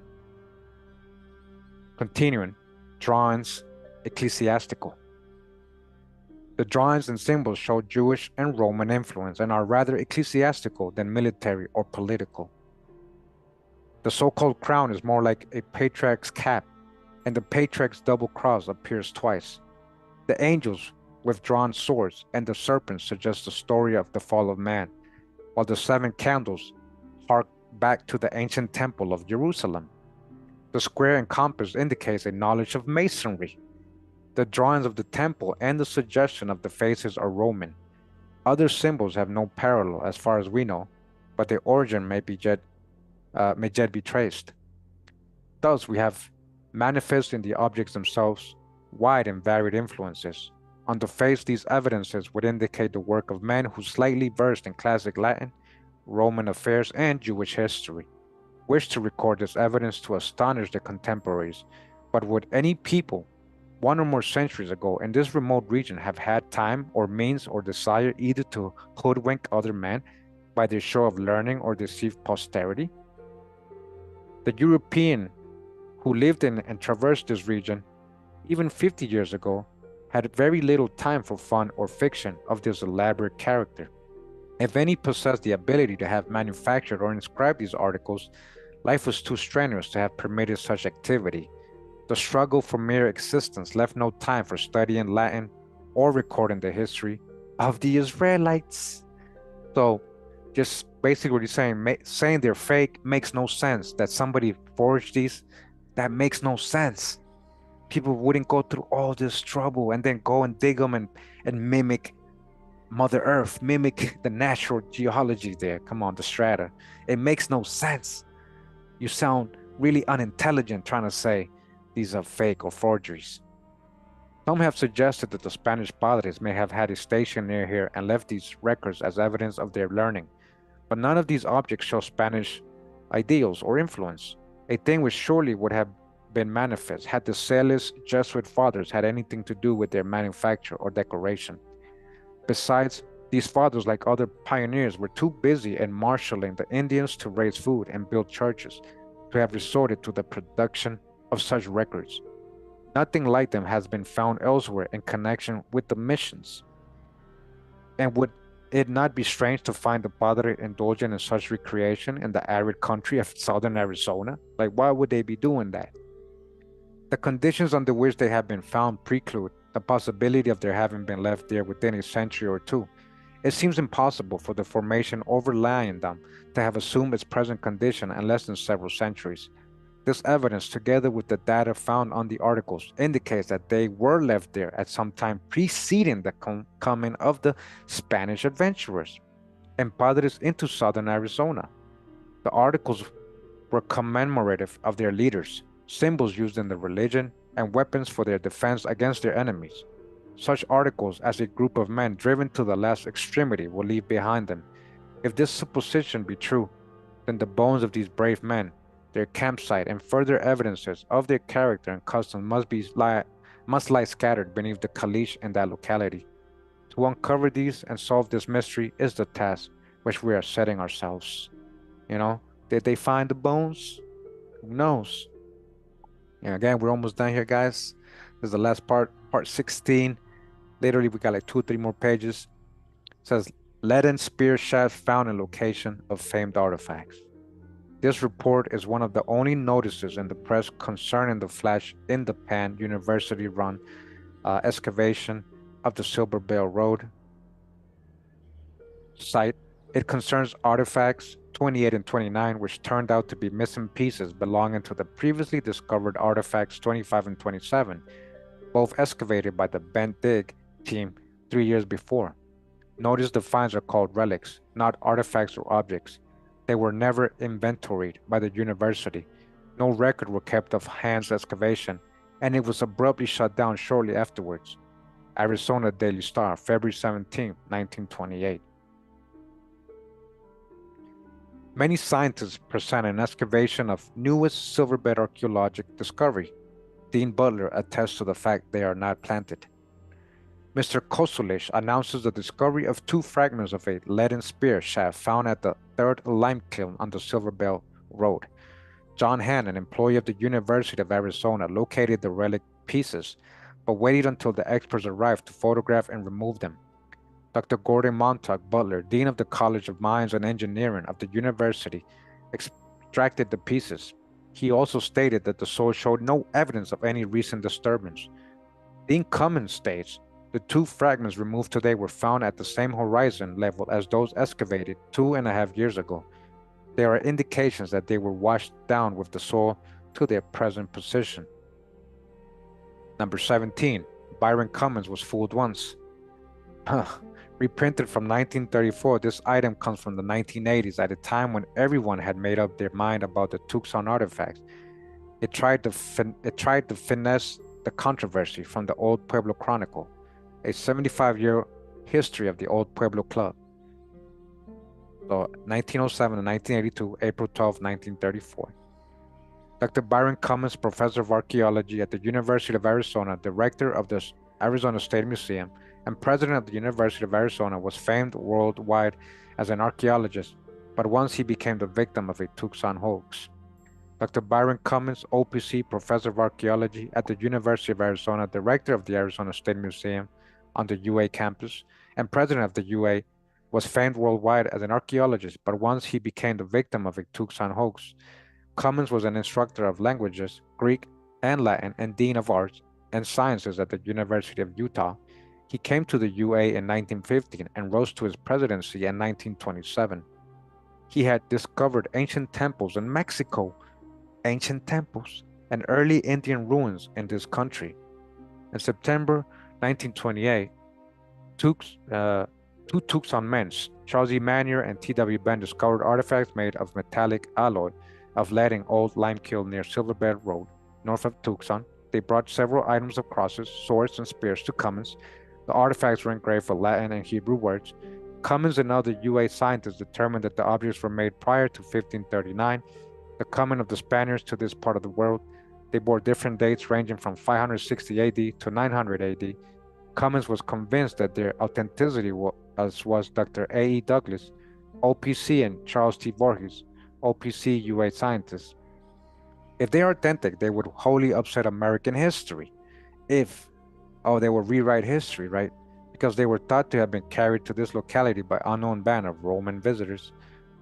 Seen in reverse, so-called Roman. The artifacts were displayed in the State Museum. The university planned to buy them from their discoverers. The UA appropriated $15,000 to continue excavations at the site, but doubts began to arise in the scientific world. In 1926, Dr. Frank Fowler, nationally known architect, charged that they were a hoax. The engravings on the pieces, he said, were copied material. Inscriptions on the crosses, he said, could be found word for word on often in the same chronological order in various books on Latin grammar. In 1928, Harvard archaeologist Dr. G.C. Vaillard called them fakes. He said, however, that the explanation of their discovery under a heavy layer of caliche presented an archaeological problem. So he's saying they're fake, but he can't prove it. He's saying, still, it's kind of weird they're found in that strata. There were other charges of fakery from the scientific community. Embarrassing doubts began to form in Dr. Cummins' mind, and finally in January 1930, he concluded that the discoveries were fakes. He wrote a memorandum to the state recommending that the relics still on display in the museum not be purchased. So they got to him. You see how they got to him? They had fired him. They had silenced him. They finally went along with it. He wrote a memorandum to state recommend that they don't buy it. Holes had been cut into the hard caliche and the relics had been inserted. One hole holding a piece of spear was longer than the fragment itself. One cross, originally thought to have been carried by the visiting Romans, weighed 64 pounds, a burdensome piece too heavy to be carried on a march. The most devastating pieces of evidence were that the metal was found to be similar to a common present-day alloy embedded in the side of a cross. Metal was found, cross was a piece of copper ore, classified mining experts as coming from Bisbee, Arizona area. Cummins was chagrined, but not permanently turned away from the further archaeological discoveries. He continued to discover and explore ancient Indian ruins. He died in 1954 in Tucson at the age of 93. Laurie Davison, head researcher at the Arizona Historical Society, says the occasional requests still come from outside of Arizona, asking for information on the Roman artifacts. There is little more that she can offer.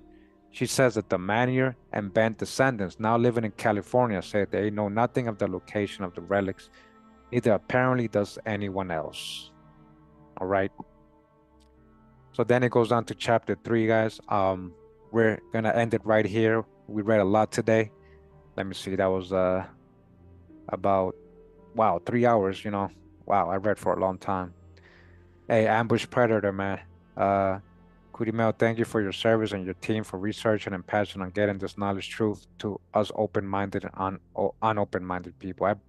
Man, you're very welcome. I appreciate you very much for the donations you provided today. Thank you very much, man. And yeah, this is not easy. You know, so many informations. Trying to put out content every day and trying to keep up. I hope you guys see the logic behind this. And they're saying that eventually Mr. Cummins eventually gave in. Who knows what happened because he was thoroughly convinced. He had gone all over the world to talk about the authenticity of these relics, and then all of a sudden in 1930 he said, "Yeah, I think they're hoax." So who knows what happened? He already had been silenced. He already had lost his job. He wasn't the president, but who knows what happened? Again, this was the book Merchant Adventurer, Kings of Rhoda, The Lost World of the Tucson Artifacts, by Daniel and Jates. Wow, there's a lot still to go in the book, actually. That chapter right there, the next chapter is about like the history of the Carolinians and the Jews and the Narboni people over there in France.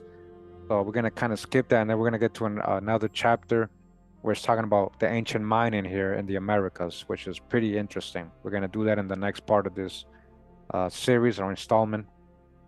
But I'm definitely gonna call it a night for today. My mouth is dry. Let me just grab some water.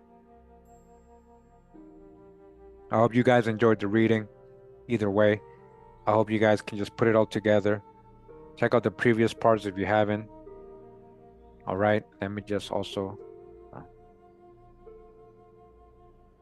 1 second.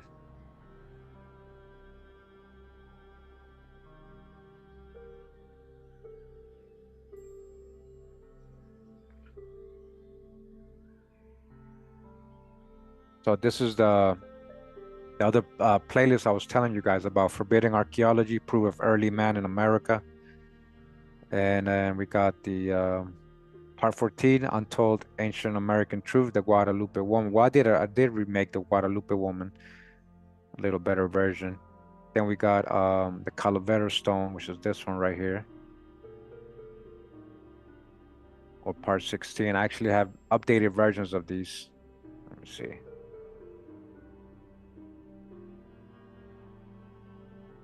Yeah, these are really good videos right here. Early Man in America, Forbidding Archaeology. Out of Place Bones, Geological and Archaeological Evidence, Forbidden History. So it's not just the Tucson artifacts, right? I mean, that's just one of them.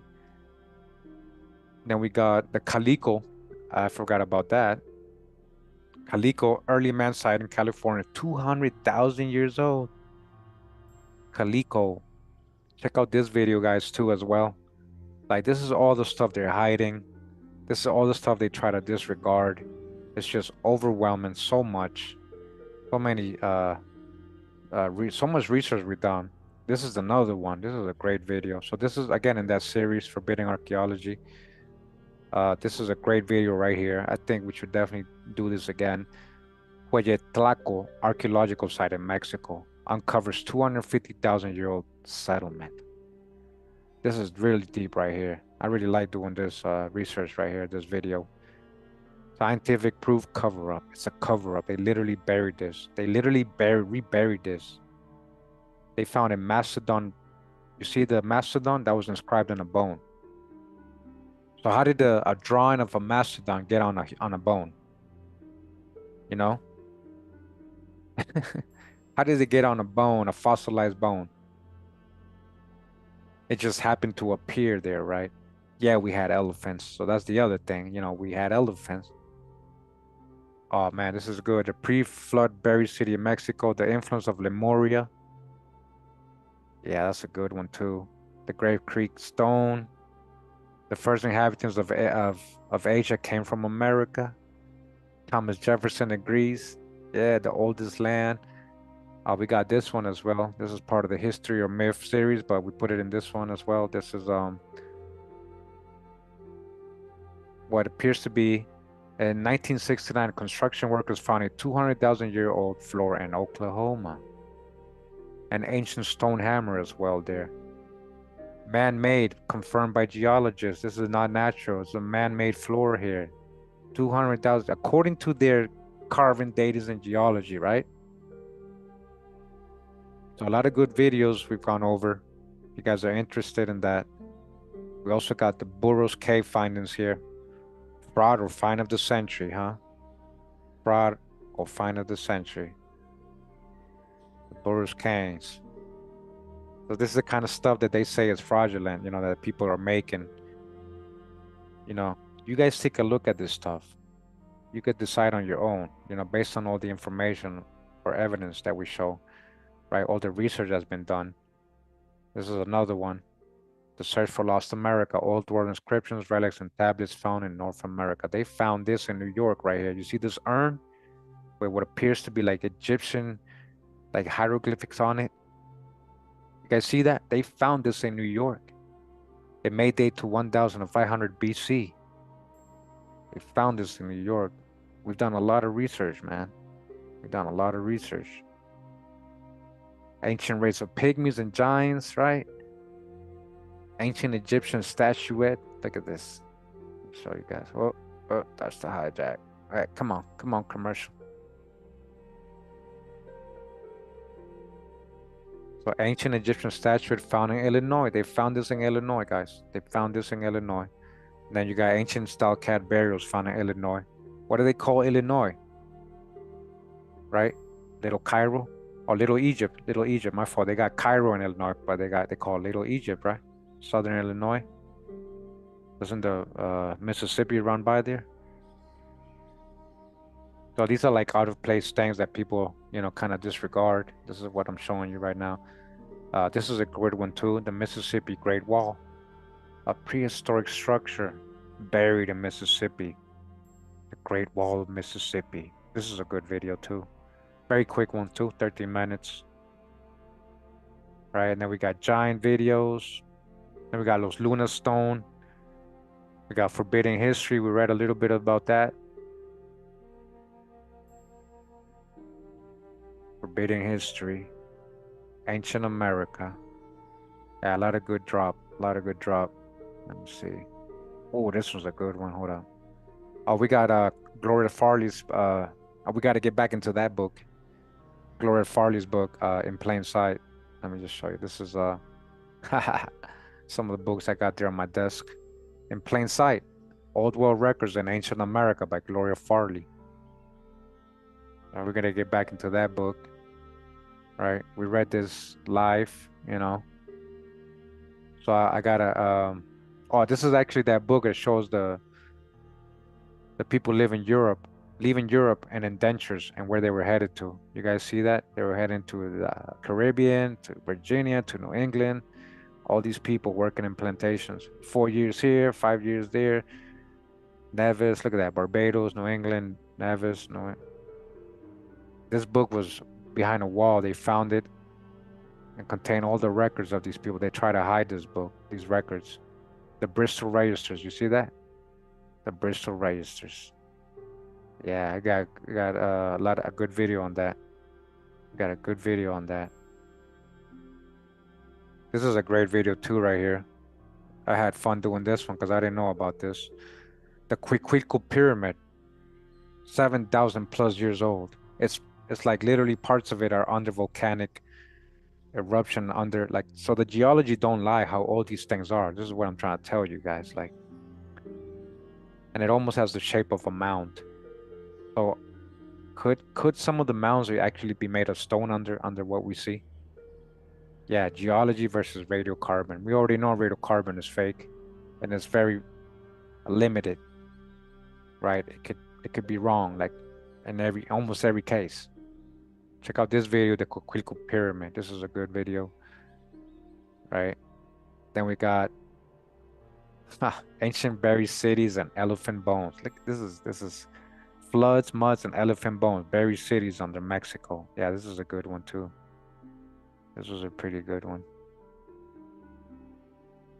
Yep. They found elephant bones. They found mass graves of elephant bones. Yep. Iron industry in North America. We got that here. Sun circles, some of the art of the mound builders. We got the Anubis cave. The Mason hidden old world discoveries in Mexico. Oh yeah, we got a lot of good stuff in this series. But that was just some of them I wanted to show you guys. Let's see, I got elevators, skull. Did I not put it in here? Oh, there we go. That's the one. So history of myth. If you guys are interested, I'm gonna put this in the hold on.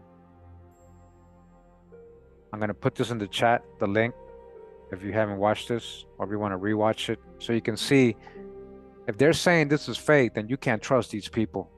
This is a fossil right here, guys. This is literally a fossil. You cannot fake a fossil. You cannot mimic. You can't make a fossil. And where it was found, the same thing. And you guys are gonna see the books we read. Like this was already declared to be genuine. They weren't talking about it like it was fake at all. Yeah, this was a pretty good one right here.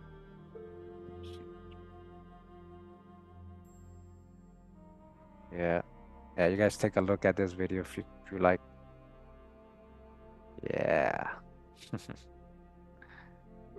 Hold on.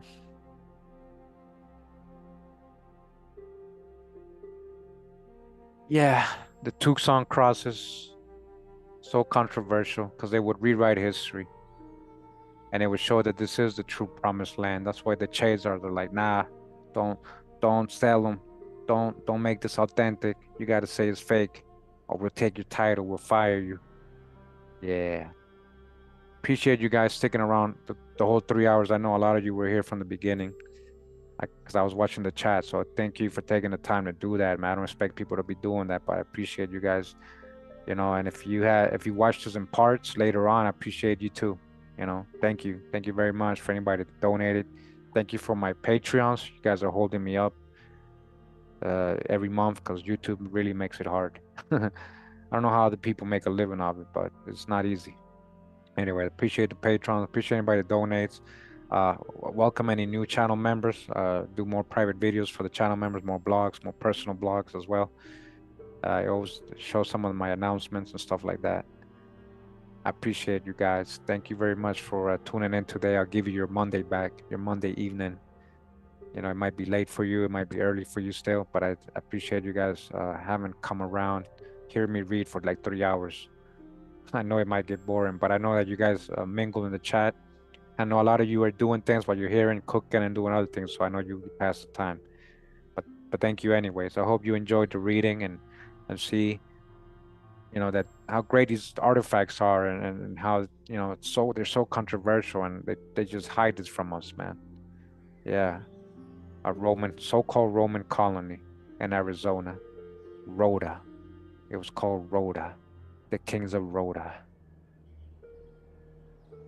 Much love and respect. Pura vida, mi gente. Wow.